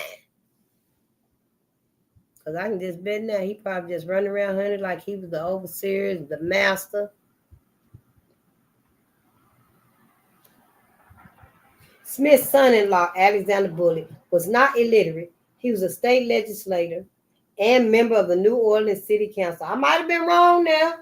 He was also a partner in Bullitt, Magny, and Company, the publishers of one of New Orleans' leading newspapers, The Bee. And he later served as editor of another, the New Orleans Picayune, Picayune. He was not a military officer. Smith did not need to be his advocate because he was present to witness the destruction of his property. Although he was in his early 60s, nothing suggests that he was incapacitated in any way that would preclude him from writing a letter. While Smith's reason for writing the appeal on Bullitt's behalf is not readily apparent from her correspondence, a comparison of the assets he held in the 1850 and 1860 United States federal censuses and references in his will show that the property Smith attributed to him was actually her daughter's inheritance. In the 1850 census, Bullitt did not claim to own any property. 10 years later, however, he was listed as a member of Irene Smith's household, and his occupation had changed from editor to gentleman. His property value changed too. In 1860, he valued his real estate at $132,000, and his personal estate, which would have included his slaves, at $191,000. When he requested a presidential pardon from Andrew Johnson on December 15, 1865, he noted his place of residence as Longwood Plantation in Washington County, Mississippi, one of the estates that had belonged to Irene Smith's late husband, Benjamin. What she do? Give it to him. Bullitt, who wrote his will in 1861 and died 7 years later, bequeathed her 2 plantations, one of which was Longwood, along with all the slaves attached to the plantations. He noted that the entire bequest was the property formerly owned by my deceased wife, Irene's daughter, Fannie L. Smith. All of these facts make it clear that Irene Smith's interest in protecting her own property holdings and those of her daughter served as her motivation for writing her letter personally, rather than leaving it in bullets' hands. Confederate soldiers were equally prone to seize enslaved people who belonged to slave-owning women who were sympathetic to the rebel cause. And these women appealed to the Confederate government and military officials for assistance and recompense what they did. Female slave owners were not immune to Confederate impressment programs, and they were obliged to supply the Confederacy with the laborers it needed. The Confederacy paid slave owners wages for the enslaved people they commandeered, and Confederate owners wages for the enslaved people the Confederacy paid slave owners wages for the enslaved people they commandeered, and Confederate officers who oversaw the work that these enslaved men performed maintained payroll sheets that recorded the particulars of the transactions. These sheets documented how many enslaved people Confederates took and from whom, and the provisions they gave to these laborers. It documented their terms of labor, where they worked, and the wages each laborer earned. Female owners' names, or those of individuals these women appointed to act on their behalf, appeared throughout these documents. Scores of enslaved men became ill, died, or disappeared, while Confederate soldiers and military officials forced them to work. And in 1864, the Confederate Congress approved an act that provided slave owners with payment for slaves impressed under state laws and lost in public service. Women who lost slaves to the Confederacy were among the petitioners who hoped to receive funds devoted to this purpose. In February 1863, Jacob, a 24-year-old enslaved man owned by Mary Clark of Washington County, Virginia, was forced to work for the Confederacy on fortifications being built in Richmond. During his service, which lasted 51 days, he was exposed to inclement weather and deplorable work conditions that made him ill. On his way home, he developed pneumonia and eventually died. Responding to the recently approved Confederate House bill, Mary Clark submitted her request for compensation. She included attestations from neighbors, the physician who attended Jacob during his illness, and an officer who was responsible for transporting the slaves to and from the work site to support her claim. The CSA Committee on Claims, the body to which her petition was referred, assessed Jacob's value to be around $3,000 and sought permission to send her claim to the state of Virginia for further action. Other states within the Confederacy, such as South Carolina, had local compensation policies as well. According to Jamie, Amanda, and Martinez, petitioners may never have received any of the compensation the Confederacy promised them, but these women's decisions to submit their petitions attest to their desire to hold their government accountable for the loss of the people they owned. They were mad about it, honey. Sure was. They still are. They ain't saying nothing, but they still pissed. Of course, not all women were willing to comply with the Confederacy's impressment policies. Mary A. Tarrant of Perry, Alabama, who possessed an estate worth $93,800 in 1860, refused to give up the slaves requested under the state's impressment policy. She was so averse to relinquishing her slaves that the men appointed to collect them had to return to her plantation with a posse. Once they identified the slaves who had been selected, Tarrant refused to give the soldiers provisions for the enslaved men they took. Yeah. One of the men, J.W. Harrison, could not understand why Tarrant resisted so resolutely, especially because she was better able to send hands to work on the defenses than many others, including many widowed women who sent their slaves cheerfully without a murmur, and who do not own as many slaves as she does. But from Mary Tarrant's perspective, Tarrants, Tarrant.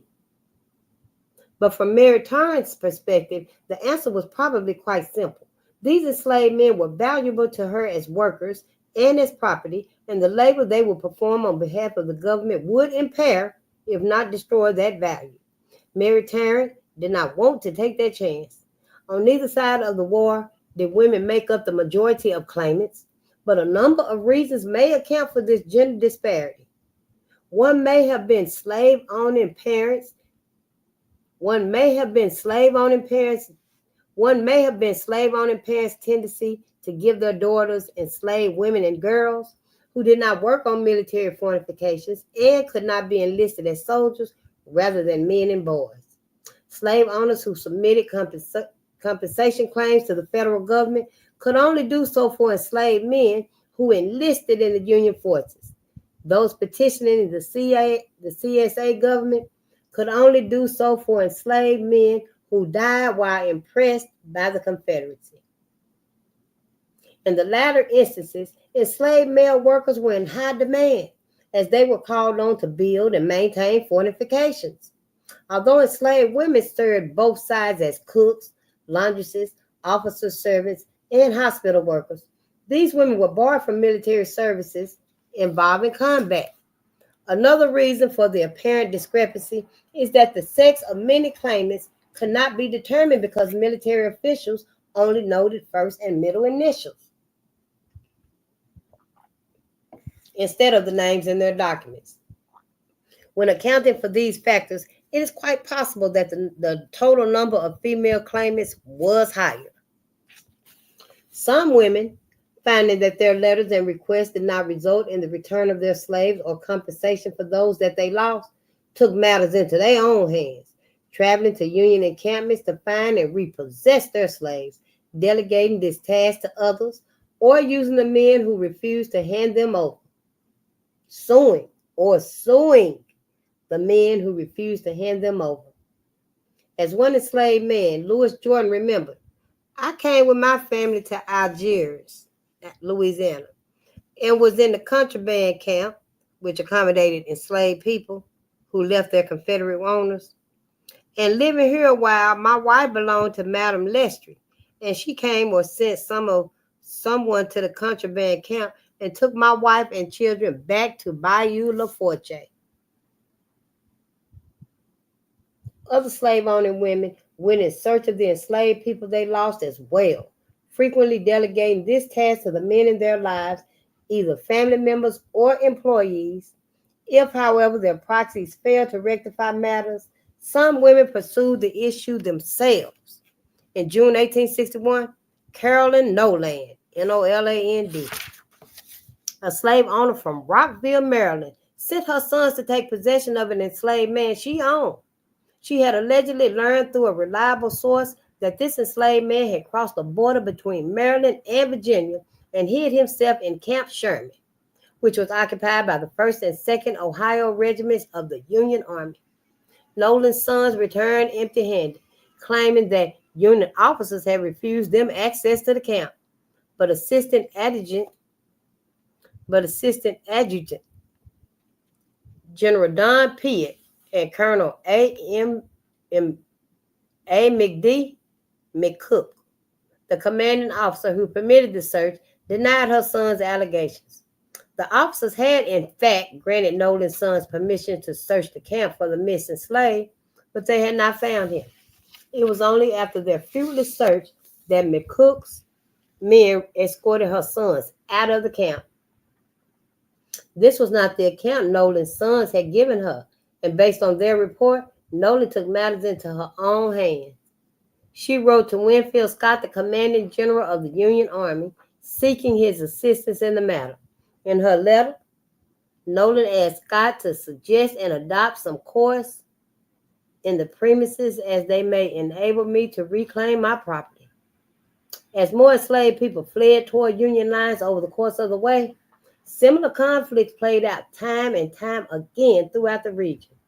Union officer responses to slaveholders' requests to reclaim the enslaved people they own were heavily contingent upon federal and military policy, or in cases like Carolyn Nolan's, the absence of formal directives. When Nolan substituted When Nolan submitted her appeal in June 1861, definitive federal policy instructing commanding officers on how to handle property claims like hers did not yet exist. These officers continued to seek out guidance until the U.S. Congress began taking swift action that left little room for doubt. Some Union officers ignored slave-owning women's letters, and some of those women sued them for refusing to give up their slaves. In 1862, Emily G. Hood, a Union loyalist, brought a civil suit against Colonel Smith D. Atkins in the Fayette County Circuit Court in Kentucky when he refused to allow her to repossess her slave Henry from his camp. Atkins would not appear in court or attend the case until after the war was over. While he claimed that he based his decision upon the urgency and exigencies, exigencies, exigencies of war, his letter to a friend offered another reason. As a military commander, he refused to allow his boys to become slave hands to Kentuckians or convert his regiment into a machine to enforce the slave laws of Kentucky and return slaves to rebel masters. Although he did not make this stance clear to his superiors, he agreed with him and allowed him to attend to his military duties rather than appear in court. As a slave owner in a southern state that remained loyal to the Union, Hood knew that federal policies protected her property rights. And this became even more clear after Lincoln issued his preliminary proclamation in September 1862. Although Hood's legal suit was postponed, her decision to file her petition underscores her determination to preserve her investments in the institution of slavery, even if it meant taking a military official to court in the middle of the war to do it. Then that's what she was going to do. She was going to take a military official to court in the middle of the war about her slaves. They were white women. So see, they wasn't just on the sidelines. Oh, no. Quite reasonably, many slave-owning women feared that Union officers would confiscate their slaves, and they were just as concerned that they would lose the enslaved people they owned through flight. To reduce the likelihood of either happening, slave-owning women did what many other slaveholders did. They decided to refugeeing involved relocating from a region threatened by Union occupation to an area deemed safer. And it was one way Southerners hoped to protect their families against wartime destruction. But many slave-owning women refugeed specifically to remove their slaves from the Union's reach and preserve their economic investments in the process. Wiley Childress's mistress, Jane Boxley, Boxley, for example, kept her slaves hidden until the war was over. Childress recalled that during the war, May Missus took my mammy and us children with her to the mountains till the war was gone. Charlie Pye's mistress, Mary Ely, Ealy, owned a number of slaves and refugees to Alabama, trying to avoid meeting the Yanks. But as Pye recalled, they came in another direction, so she had to change plans. Mattie Lee's mistress, Mrs. Baker, took her slaves from Franklin Parish, Louisiana, to Texas because she was afraid of the Union soldiers that they would take away her slaves from her. At the war's conclusion, however, Union forces infiltrated the area and told the white people that the slaves was free. Lee's mistress was seemingly unafraid of what the Union soldiers might do to her personally. She was more concerned about the financial harm they would cause if they took her slaves. Scores of others echoed these concerns and moved their slaves out of the way of the Union forces. Hannah Kelly's mistress, Lou Downward, Downward,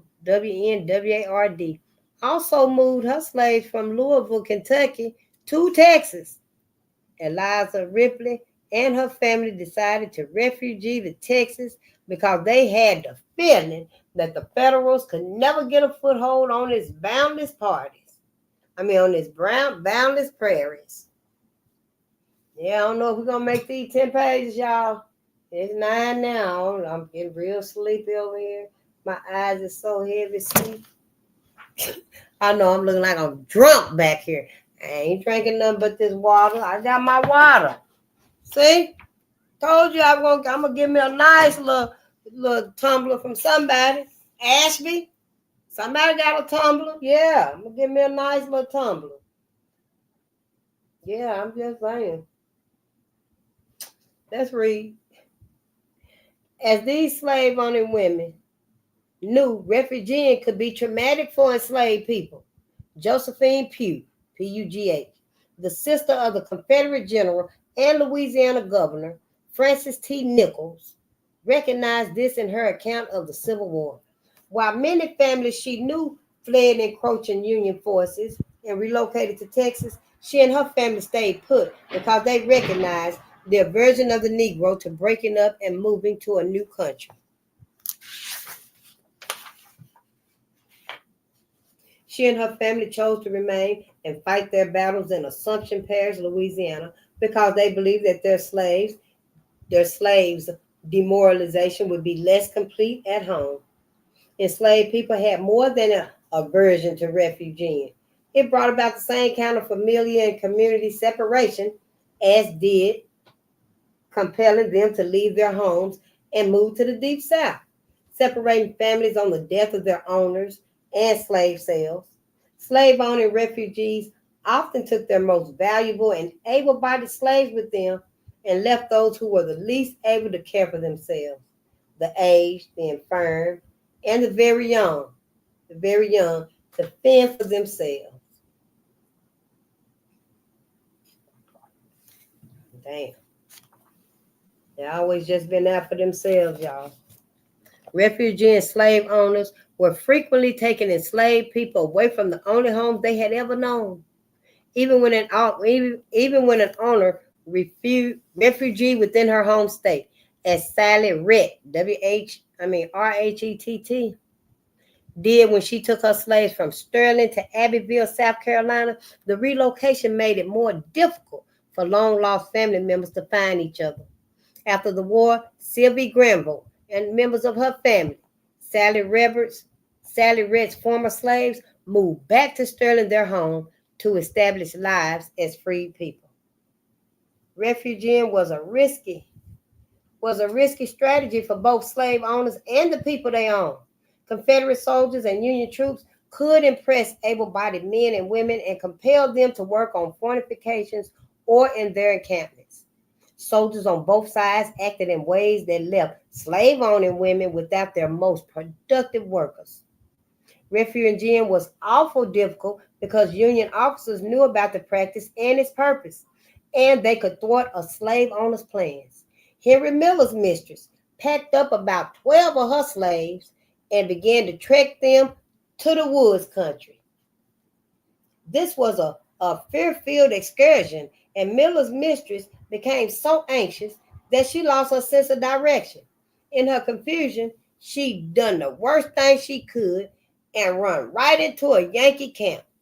The Union soldiers questioned her slaves about where they came from, eventually freed them and sent them back home. Yep, and sent the women back home with nothing. They staying put on a plantation, managing the affairs of the estate, and overseeing its cultivation and production, all in the face of military conflict, called for tremendous bravery on the part of white Southern women. But gathering together their most valuable property and relocating to uncharted territory where they had never been before required a different kind of courage entirely. Nonetheless, many slave-owning women took the chance and set off, often without a significant white male presence. Despite the dangers their decision might bring, they believed that preserving their financial well-being by moving their slaves beyond military and government reach was more important than the possible risk to their physical safety. Yeah, they didn't care. We keeping our slaves. The thought of losing the people who embodied their most significant financial investments pushed some women to go beyond refugeeing to hiding their slaves, holding them in captivity, or imprisoning them. Whenever Ike Thomas's mistress got word that the Yankees were approaching, she would hide her little knickers, sometimes in the wardrobe back of her clothes, sometimes between the mattresses,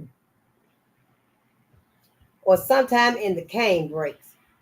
After the Yankees left, she'd ring a bell and they would know they could come out of hiding. These enslaved children probably thought their mistress was allowing them to play a rare game of hide and seek, but there was no element of entertainment in the methods of hiding that some white women employed to conceal the whereabouts of the enslaved men and women they owned. Enslaved adults would not fit in the back of closets or between mattresses, nor would they be likely to try to. So their mistresses held them captive in makeshift and local jails throughout the South. Unlike the women who posted newspaper advertisements for enslaved people who had already fled, these slave-owning women sought to circumvent enslaved people's escape before they could get the chance to run. During the war, Senator James Grimes of Iowa, who was also chairman of the Committee on the District of Columbia, visited a jail in Washington, D.C., where he came upon an enslaved girl who was sitting on the floor sewing her apron. When Grimes asked her why she was there, the girl informed the senator that she belonged to Mary Hall, a woman who kept the largest house of ill fame in Washington. Hall had sent her to jail for safekeeping. In 1863, Colonel William Birney, Birney, who acted as the superintendent of Maryland black recruitment, confronted a similar situation.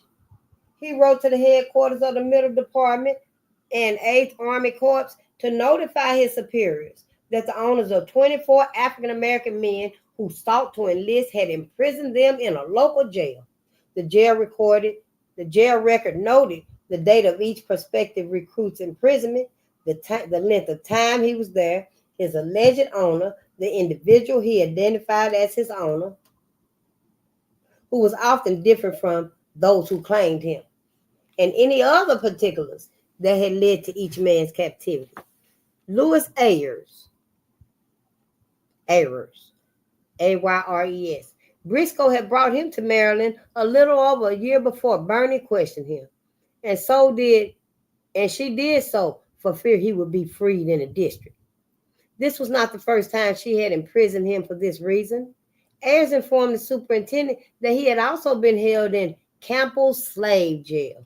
Yeah, that's Campbell's slave jail. And his mistress had moved him to his current place of captivity because this jail charged her less to keep him, despite all her efforts to keep him enslaved. Louis Ayres enlisted and served as a private corporal in Company B of the U.S. Colored Troops, becoming a free man. We ain't got but 5 pages, y'all. 6 pages. Oh, my ancestor, we just got 6 pages. Gardner imprisoned her slave, Augustus Baden. Oh, I thought that was Bolden. Oh, my ancestors. It's Baden, y'all. Gardner imprisoned her slave, Augustus Baden, in the same jail because he was prone to run away, or as Baden might see it, for trying to secure his freedom. Nancy Counter imprisoned her slave, William Sims, for 17 months in a Baltimore slave pen before Union forces set him free.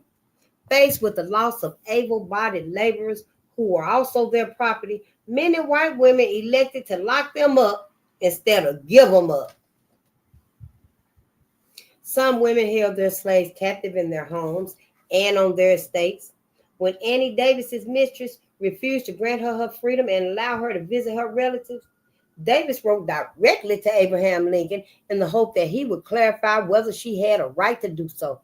Mr. President, she wrote, It is my desire to be free, to go to see my people on the eastern shore, but my mistress won't let me. Will you please let me know if we are free and what I can do? I write to you for advice. Please send me word this week or as soon as possible and oblige. Davis did not make clear why her mistress had denied her freedom and mobility. Perhaps she had observed the war-driven actions of her own or her neighbor's slaves with dismay. Or perhaps she had read about or, or witnessed slaves leaving and not coming back and imagined the pecuniary loss she would suffer if Ann Davis did the same. She was certainly determined to prevent that from happening, even if it meant continuing to separate Annie from her family. After Fannie Nelson learned that she was free because of her husband's enlistment in the Union Army, she informed her Kentucky owner's grandchild of this fact. She also told the child that she would have to be paid for her future labor. So the child relayed this information to Nelson's mistress, who not only denied her liberty and refused to pay her, she also commenced locking her up of nights to keep her from leaving. Nelson found a way to escape despite her mistress's efforts to keep her enslaved, though. Other enslaved people did not have an opportunity to make an appeal to the government for their liberty, but they spoke about their troubles after the war was over. Before the war, George King's female owner had built a log cabin on her plantation that she used as a jail for runaways. King's mistress held her reclaimed runaways in this structure until they promised not to flee again. The old jail was full up during most of the war, since most of the runaways refused to make that promise. When freedom came to the 200 acres of hell where King lived, his mistress was still holding 3 enslaved people captive inside. Union soldiers discovered them chained to the floor. Slave-owning women often held their slaves captive because they were fearful of Union soldiers carting them off, but sometimes they had to worry about Confederate officers as well. Reflecting upon his mistress's conduct during the war, Milton Hammond said that during this time, Confederate soldiers were known to capture slaves and force them to dig ditches, known as breastworks. Hearing about such activities, his mistress became frightened and locked him in the closet until late in the evening. As Hammond's recollections illustrate, slave-owning women sometimes ignored politics to stave off the fiscal stress, the fiscal threats that came from both sides. Slave-owning women could not always prevent enslaved adults from fleeing the Union lines, but they could hold fast to the children they left behind. Some white women claimed that they did so out of love for enslaved African American children. Yet evidence shows that their refusal to reunite the children with their parents was ultimately an economic maneuver. After all, when enslaved parents left, slave-owning women lost prosperity. Slave-owning women lost part of their wealth, and they had no intention of losing more by giving up the children as well. In 1864, Colonel George H. Hanks appeared before the American Freedmen's Inquiry Commission, a government entity that was charged with evaluating the status of enslaved people who were freed by congressional acts and presidential proclamations. He testified about an unnamed African American soldier whose former mistress refused to give him his children. This soldier approached Hanks and demanded his children. Hanks responded that the children had a good home, suggesting that they should be left where they was. The formerly enslaved soldier appealed to Hanks as an officer and a father, apparently hoping that his words would humanize him in Hanks' eyes. I am in your service. I wear military clothes. I have been in 3 battles. I was in the assault at Port Hudson. I want those children. Those are my flesh and blood. Hanks was apparently moved by his appeal because he sent one of his officers to retrieve the children. But the mistress refused to deliver. And what did it say? The mistress refused to deliver them. According to Hanks, she came with them to the office and acknowledged the facts related to her refusal. She affirmed her devotion to these kids and denied that the mother even cared for them. After an investigation, Hanks discovered that she had bribed the children to lie about their parents. Hanks delivered the children to their parents. This slave-owning woman went beyond simply refusing to relinquish her American claim to a formerly enslaved soldier's children. She paid them to tell untruths about the care their parents gave them and positioned herself as their natural caretaker. And she almost convinced Colonel Hanks that she deserved to keep them. Many Union officials took the matter of familial reconciliation seriously, and when white owners blocked a freedman's effort to reclaim his family, soldiers sometimes went to extremes to help him. An enslaved man who belonged to Ida Powell Delaney's, D-U-L-A-N-Y. Ida Powell Delaney's husband had escaped prior to the war, and as it raged, he traveled back to Delaney's estate, accompanied by Union officers, to find his family and bring them away. He asked Delaney to give him her assurance that he would be allowed to remove his family unmolested and then return safely to the Union encampment with his wife and children. She refused to grant him this assurance because he and his family no longer belonged to her. He went anyway, but when he did not return to the Union camp, officers arrested Delaney for failing to secure his safe return. She was released shortly after. Freed parents often had less luck in reclaiming their children. The Union Army impressed an enslaved man named Samuel Emery, and he subsequently began working on fortifications. The official brought Emery's wife to the place where he was employed, but they left their children in the owner's possession. After both Emery and his wife had engaged in an honest, industrial pursuit of a livelihood for a time, they attempted to reclaim their children from their former mistress, Eveline Blair. She refused to give them back when a Union officer, Urbain Ozane, Urbain Ozanne, investigated the Emery's allegations in the spring of 1865, Blair, with an utter disregard for the federal government and the earnest solicitations of the oppressed people, as Ozane put it, indignantly spurned their united supplication, uttering the most opprobrious epithets against the federal government and declaring the children should never be gathered against freedom, should never be granted their freedom. Yeah, but that word is opprobrious. Opprobrious.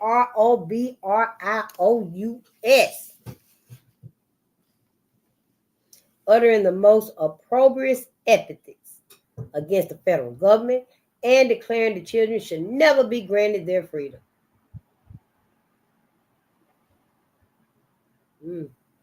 As other formerly enslaved parents tried to reconstitute their families, they faced similar formidable odds. Out of necessity, enslaved children had learned to detect even the slightest changes in their owner's behavior. This was the kids, since such changes could affect their own well-being. Now, with the war threatening slave-owning women's investments in the institution, these women became even more attentive to changes in enslaved children's behavior. Some noticed that enslaved children were acting differently in the presence of Union soldiers, without their parents or other enslaved adults around. Enslaved children were uncertain about what to make of these strange men in their blue suits with shiny gold buttons, and their mistresses capitalized on their fears to discourage the children from flight. Many slave-owning women, such as Caroline Hunter's mistress, resorted to scare tactics to keep enslaved children obedient. Hunter's mistress told her that if she or any other slaves fled to the Yankees, the soldiers would bore holes in their arms and put wagon stays through the holes and make them pull the wagons like horses.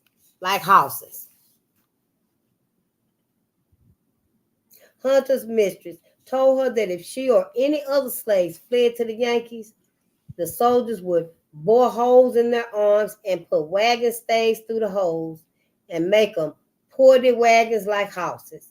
As far-fetched as this threat might seem, it was enough to keep Hunter from running away during the war, and it ensured a steady source of wartime labor for her mistress. Hannah Crasson also feared Union soldiers because her mistress claimed that the Yankees were going to kill every nigger in the South. In the light of such deceptions, some enslaved children and adolescents deemed it safer to remain with the devils they knew than to take their chances with heavily armed and unfamiliar ones. In light of such deceptions, some enslaved children and adolescents deemed it safer to remain with the devils they knew than take their chances with heavily armed and unfamiliar ones. Simply by their presence, African American children imbued both their parents and their female owners with hope. For enslaved parents, their children's very existence offered the prospect of a free future and the promise of a different kind of life, one shaped by liberty rather than bondage. Yet their owners' hopes and financial futures lay in these children's continued enslavement. Their growing, laboring, and potentially childbearing bodies promised white slave-owning women economic stability and continued prosperity. When determined African American parents confronted recalcitrant mistresses to demand their children, their contrasting visions for these young people involved more than conflicts over rights, authority, or custody. They were battles over property, fought on one side to refine its meaning and on the other side to preserve it. Indeed, no matter how precarious the future of slavery seemed to be, slave-owning women and other Southerners continued to buy and sell enslaved people throughout the war. Women bought and sold slaves during the war for the same reasons they had bought them before the war, though some of their slave market activities were intended to address the unique circumstances that the conflict brought about. Euphrasia Tevis, EUPHRASIA for example, cheerfully sold an enslaved female she owned to pay for a substitute who could take her husband's place in the Confederate Army. As the war progressed, many white slave-owning women finally recognized that no strategy could stave off its inevitable course. The time was approaching when they would no longer be able to hunt for their escaped slaves, hide them from the Union soldiers, or hold them in captivity. They could not reclaim their slaves from Union encampments or seek compensation from either government for them. They had few options left. With their backs against the wall, some slave-owning women divested themselves of their holdings while they still could, selling enslaved people to anyone who would buy them or exchanging them for goods and supplies they needed or deemed more valuable. Henry Kirk Miller's mistress sold his sister for 15 bales of cotton. He recalled hearing them tell about the big price she brought, because cotton was so high. Old mistress got 15 bales of cotton for sister. And it was only a few days till freedom come, and the man who had traded them all bales of cotton lost my sister. But old mistress kept the cotton. Miller does not state precisely when freedom came. He said she was smart, wasn't she? She knew freedom was right there. Miller does not state precisely when freedom came, as Susan O'Donovan has shown, when freedom came and what it considered of were largely contingent upon gender, region, and type of labor enslaved people performed. The presence of and the proximity of Union forces and a host of other factors. It also depended on the dispositions and objectives of the slave owners in question. In the southwestern region of Georgia that O'Donovan explores, found that distance kept the war at arm's reach, and it also kept freedom at bay. Thus, Henry Miller, who was born and raised in Fort Valley, Georgia, may have been referring to events that took place toward the end of 1865. Yet, despite the delayed freedom that distance created, his mistress was clearly keeping herself abreast of the war's progress. And when she considered whether to keep an enslaved girl who would soon be free or trade her for cotton, she chose the more stable commodity. This was a financial savvy decision on her part. Between 1860 and 1865, the price of a pound of cotton in the New York market rose from 11 cents to a high of $1.82 per pound. In 1865, a bale weighed 477 pounds, and each bale could potentially sell for $868. In one swift exchange, Miller's mistress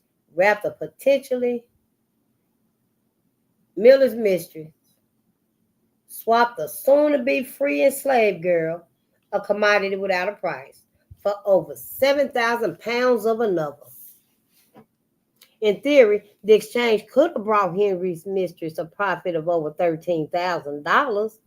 Perhaps the man who bought Miller's sister possessed the same knowledge about the war's impending end and the inevitable unraveling of slavery. But like many other Southerners who still believed that a Confederate victory was possible, he ignored it and made a very different economic choice, one for which he paid dearly.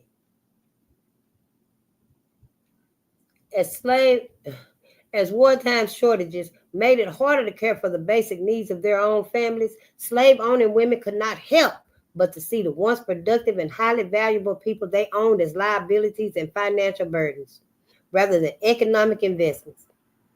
Whether for money or bales of cotton, they sold enslaved people away from their families and communities. In many cases, these African American men, women, and children never saw their family and friends again. When a white woman could not sell her slaves, she often got rid of them, particularly the enslaved women and children whom enslaved husbands and fathers left behind as they fled to Union lines. Some owners divested themselves of slaves because they did not want to shoulder the burden of caring for them, for people who no longer held monetary value and they could no longer afford to keep them. Even during brutal weather conditions, white women drove enslaved women and children out of their homes to face an unfamiliar world with no aid. Assistant Superintendent John Siege, SEAGE, of the Freedmen's Bureau, recorded his observations about some of the refugee women and children. He said, "My heart is made sad every day. Women with families are sent away without house, home, money, clothing, or friends. There are hundreds of women and children who are destitute of underclothing and who have been driven away from their former homes, who have no husband or father. The chilly air makes them feel the want of clothing and shoes. These poor creatures must starve this winter and are suffering now." Oh, y'all, we ain't got but 2 more pages to go. We got 2 pages to go. I can do this. I sure thank y'all. I do. I know I think I'm reading with 1 eye over here. Yes, honey. But we doing it though. The tragic scenes of slavery's most vulnerable victims thrust out of their homes, frostbitten, starving, and improperly clothed were repeated across the South. Although the owners who drove formerly enslaved women and children away from their former homes to freeze and starve remained nameless and sexless in Siege's letter, Other people explicitly identified women among the Southerners who committed such dire deeds. White Southerners, such as the Tennessee farmer James Arvent, Arvent, witnessed cruelty by slave-owning women and reported them to the Freedmen's Bureau. Arvent wrote a letter in which he stated that his female neighbor was harshly treating an elderly formerly enslaved woman she once owned. He claimed that the old lady was driven from her former mistress's premises by this Christian mistress sometime last February or March, without one particle of compensation for former services, out upon the cold charities of this unfeeling community to seek a home or shelter under which to cover her head. During slavery, the mistress had sold off all this free woman's children because the mother was feeble and unable to work. She had been left in a state of poverty and destitution without any support. In order to help her, Arvin hired her husband to work for him, paying him $20 per month. Formerly enslaved people spoke of their mistress's callousness as well. During the war, one formerly enslaved mother decided that it was time for her to make a break for freedom and take her 2 daughters with her. When she made her decision, one of her daughters was making clothing for the 3 of them. Learning of their impending plans, the mistress took the clothing off the loom and took it upstairs and hid it. Without suitable clothing, the enslaved family of 3 went away naked. For some slave-owning women, such as Georgianne Sarah H. Maxwell, merely distancing themselves from those who would soon be free was not enough. As emancipation became a near certainty, Maxwell wrote to the Mississippi commander of the Cavalry Corps with an unusual proposition. If the government agreed to buy her land, she would transport all her former slaves to Africa, accompany them there to make sure they settled in, and then establish herself in another part of the world. She does not appear to have asked her slaves if they wanted to go, nor did she express her intention of ever coming back to the United States. Apparently, the idea of emancipation was so troubling that she was willing to cast off her property and her country. This idea was equally appealing to Pauline de Caraduc Hayward, Decaradeuc.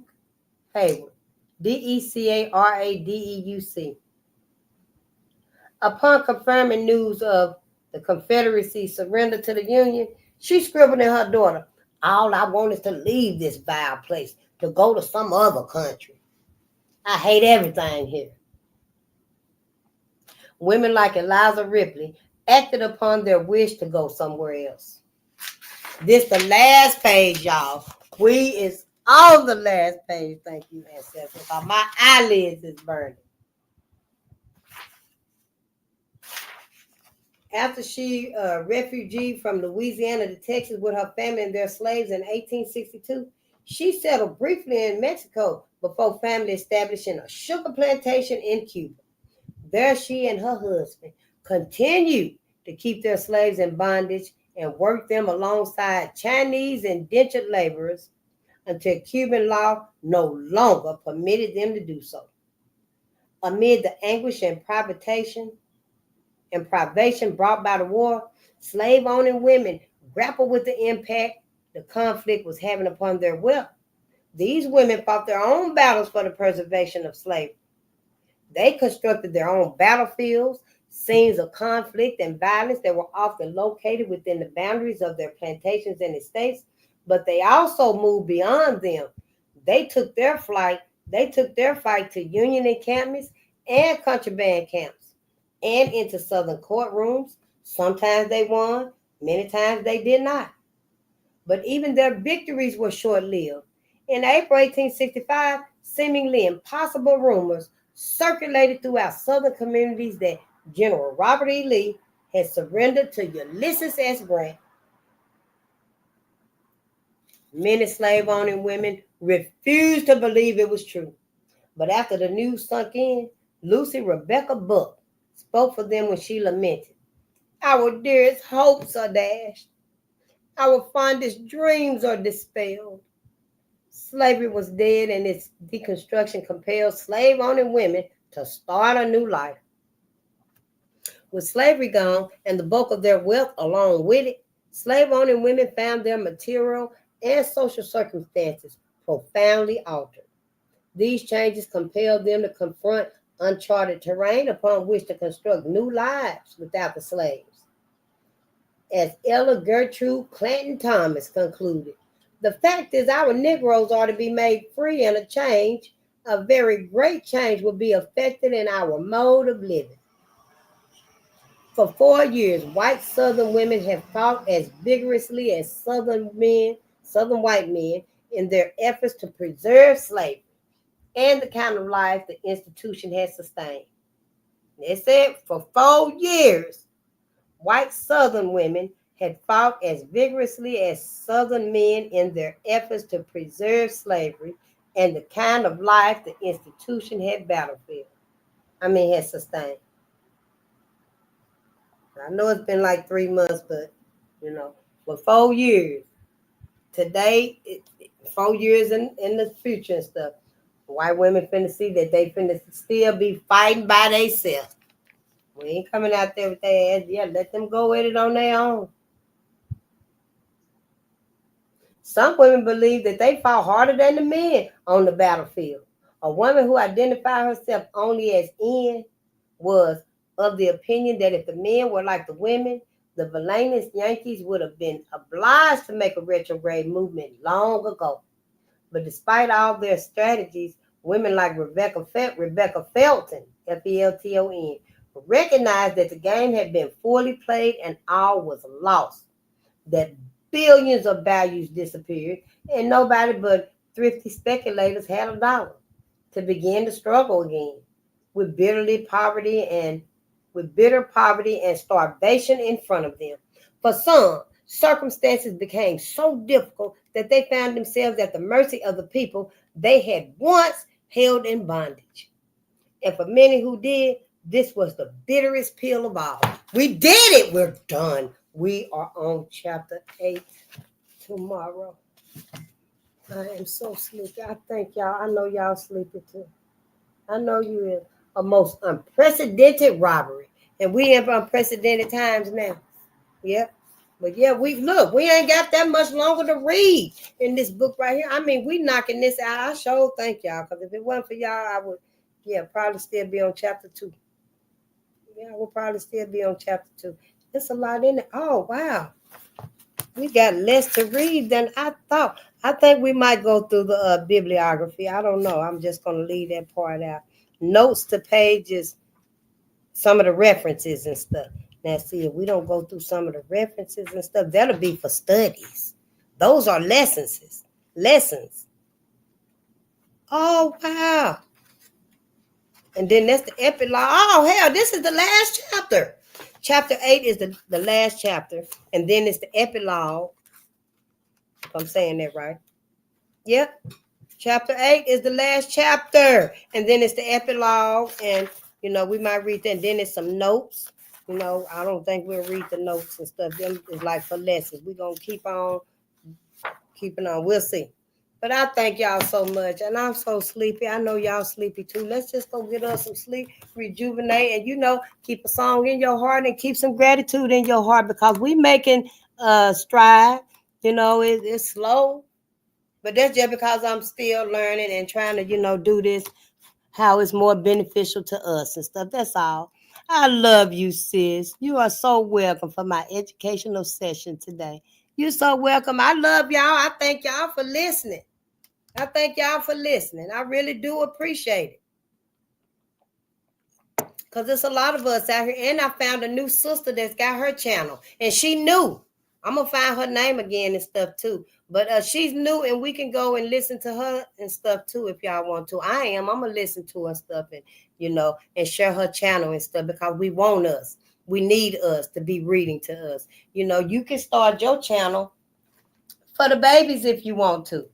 You can start your channel for the children if you like. You know, you don't have to teach them this harsh stuff. When they get a little older and stuff, you know, they'll found channels that's talking about this, that's reading this. But you can start your channel for the babies and stuff. I plan on starting a channel for the kids so I can read them some of my grandchildren's books, but it'll be separate, like with a separate email so that it doesn't come up on this. And I don't know, it might have a background of, you know, our grandbabies or something. I don't know. We just have to try to put these things in place so we can, you know. And the more we do them, the more they should become more familiar. That's what someone said. Well, the more you be going, you know, on your errands and stuff, and you be going live and stuff, and recognize the names, you know, and your audience and, you know, your people and stuff, your tribe, then it should get easier and stuff. And I'm like, well, when is it? But I ain't rushing it and stuff, you know, because I know it's a lot for y'all to get used to me too. And so I appreciate y'all patience because I know I am a lot. Not more than some of us, though.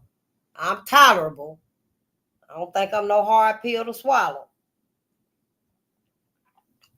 I do stutter a little bit and think differently, but it's all for our benefit just so we can start thinking on our own. I can't wait to find out what y'all thinking. I sure can't, honey. Oh, what time is it here? It's 3:15 here. Yeah. Oh, Face the Nation with Auntie Bolden. All right, then. That's what we're going to do. It's so good to see you, D. Dreddy. The map drawer. Yes. I want my email address. You want to write my email address down? boldenboutique1@mail.com. And you can send me that list right there. Yeah, because once I get off of this right here, off of this live, how do I get back to the comments of the live? Oh, I guess I gotta watch the videos though, because I don't go watch my videos. No, I can see the comments on like the YouTube studio, but I can't reply to them there. But yeah, it's different and stuff. You know, it's different. I'm gonna get used to it and stuff. I'm gonna be a pro at this right here and stuff. That's how they said it is. Once you do it more and more, it gets familiar with it. Then before you know it, it's like a bike. It's like riding a bike. You never forget it. Come like second nature. So I'm like, okay, that's what we want because we want to learn. We want to read and stuff. Eclipse Apple. Are there any book about cow pasture? I don't know. That was from earlier. Yep. Okay, I think I seen everybody's Abu. I really thank you for being here. Raya, I don't know what you're saying is not true, but I don't understand what. You are mistaken. I know. Yeah, it's some different thoughts and stuff in here, Raya. And you know, you may not understand with it and stuff, but yeah, people don't know their truth until they decide it. You know, my truth may not be your truth. Your truth may not be my truth. You know, we just have to agree to disagree on some things and stuff. I know, yeah, we're going to faint a couple of times when we realize we ain't going to spend forever and ever and ever and ever and ever with white folks. We sure will. Let the faint motherfucking begin then. Go on and faint so you can wake your ass up with some ice or some cold water. And yeah, so we can get this ball on the road and stuff because we're not going to be trapped in heaven with white folks forever and ever and ever. It don't make no sense. I don't care how you slice it. I don't care if they repent up there in heaven. We don't know that right here on earth. We don't know what the hell they doing in heaven and stuff. Don't nobody know. They just tell you what the book said and what it's supposed to be like and stuff. But in all the facts of history, it tell me something totally different. And I need my people to know what's different so we can make a wise decision here. I mean, if y'all want to spend y'all forever and ever and ever and ever with white folks and stuff, then let's say something very deeply about you and how you thinking about things. You're not thinking for yourself. It says something very deep and wicked about that indoctrination that's over you. Try to break them curses off of y'all. We got to break these curses and stuff. And the curse is white folks. Everything they done taught us and stuff, you got to give yourself permission to unlearn all of that stuff. And ask your higher power to give you permission to do this.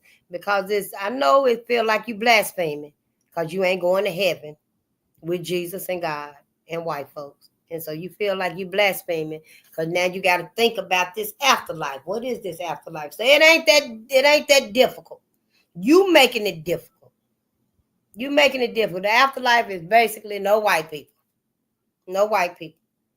You know, I'm just saying, there's no white people. And we haven't always been on each other like this. We are very peaceful people. Have we forgot that we are peaceful? We the peaceful people. White people are the wicked, aggressive, vile, inhumane, violent, just unmentionable shit you can't even think of when we start reading this book right here. And I just read a few of them out of it.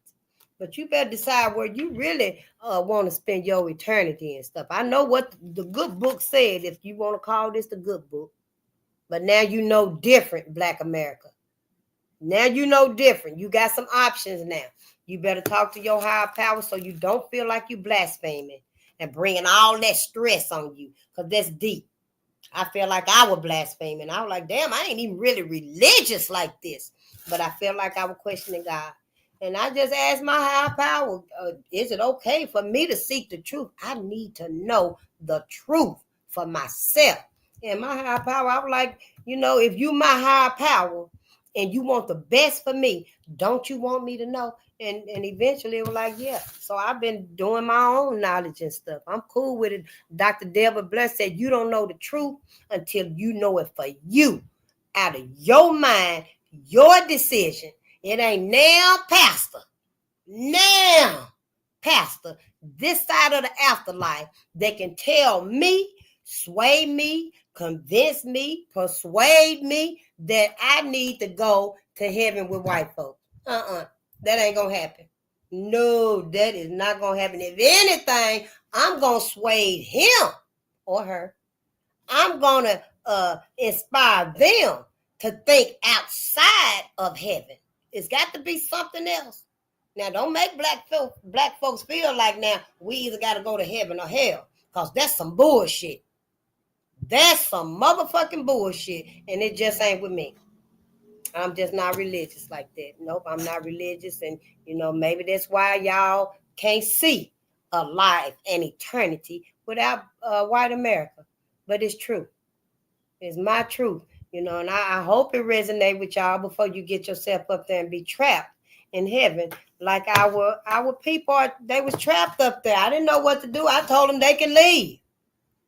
Because to me it don't make sense that they be up there in heaven and still be oppressed. Of course they don't know it. Some of y'all don't know you're oppressed. I didn't know I was oppressed for 43 years. But we are. So, you know, I'm just like, nah, we ain't finna be trapped here with they motherfucking asses. No justice, no word or a whisper for any of this. And so, you know, I was like, yeah, I ain't trapping them up in heaven with them. I told everybody they could get up and go if they want to.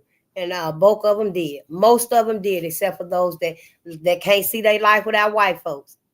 And I know white folks is heaven is a mental thing and stuff, but hell, it's more than a mental thing, because that's where you are preparing to go. You ain't gonna have nobody there, and that's fine with you. That's fine with you. You're just gonna be energy and all of this and all that and stuff. But the fact still remains that it was you, it was your people who were tortured here on earth.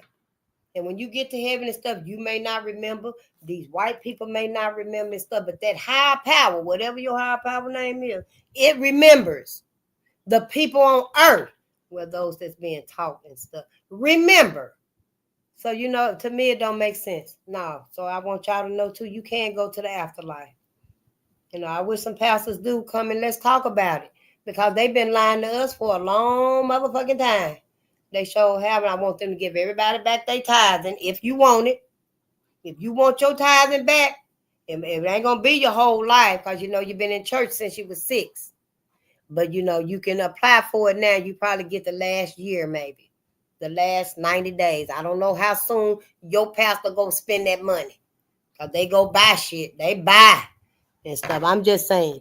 But yeah, let's get out of here and stuff. And yeah, they said, Auntie, they said they only going to white heaven. I know. We ain't going to heaven with them no more. We're not. That was the fantasy. And it was good for us. It kept us hopeful, and it gave us faith. It kept us forgiving. Because to get into heaven, we got to forgive white folks here. How we going to not forgive them here and then we want to be in heaven with them and stuff? So, yeah, we fully prepared to forgive white folks here so we can get into their heaven, but we don't want to be in their heaven. I'm telling you, you get in heaven, they're going to clip your wings. And the man, William Joseph Simmons, in this book said that it were robed horsemen galloping in the sky. Them was the Klan. The Klan is up there in heaven too. Yes, the hell they is. Well, prove it. Prove it. I don't know. Did the Bible even mention cotton and lynching and stuff? We're going to read it and see. Because I know our Bible did. This is black folks' Bible. It did. And if the clans is up there and stuff and y'all ass is up there and stuff, what you think? As above, so below. I'm just saying that's his daddy. They look like him. That's his daddy. Your mental picture. Yeah, the Bible do say bronze skin and kinky hair, but your mentality, the psychological effect, the brainwashing, that's his daddy up there. It ain't yours.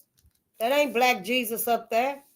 No, on your way up there, you need to be calling for Black Jesus, Simeon Toko, or somebody, but don't go to heaven with white folks. Oh, we ain't even ready for this, but it is what it is.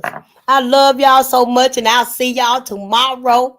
And Grandize, it's always some the replaying and stuff, you know. Yeah, because some of the people I be watching and stuff, I go look at us and stuff too. I don't even get to finish some of the video because I be trying to write, take notes and stuff. I'm gonna have to have a whole shelf just for notebooks because it's so much knowledge, and I want to soak up everything. I want to learn everything, you know. And Dr. George Fraser said, if you in like the middle of your life, like I'm 50, a few years over 50, he said that's when you make your greatest contribution to your people, to the world. So, you know, even though I feel like we all fucked up the first part of our life and stuff, now is the time where we can make those amends. We can make those greatest contributions to Black people, to our people, because it's time now. And see, we already halfway there and stuff because you don't even need no education. All you need is sincerity and courage. You need that them testicular fortitudes that Farrakhan be talking about. And we can do this. And so let's do it. I know, right?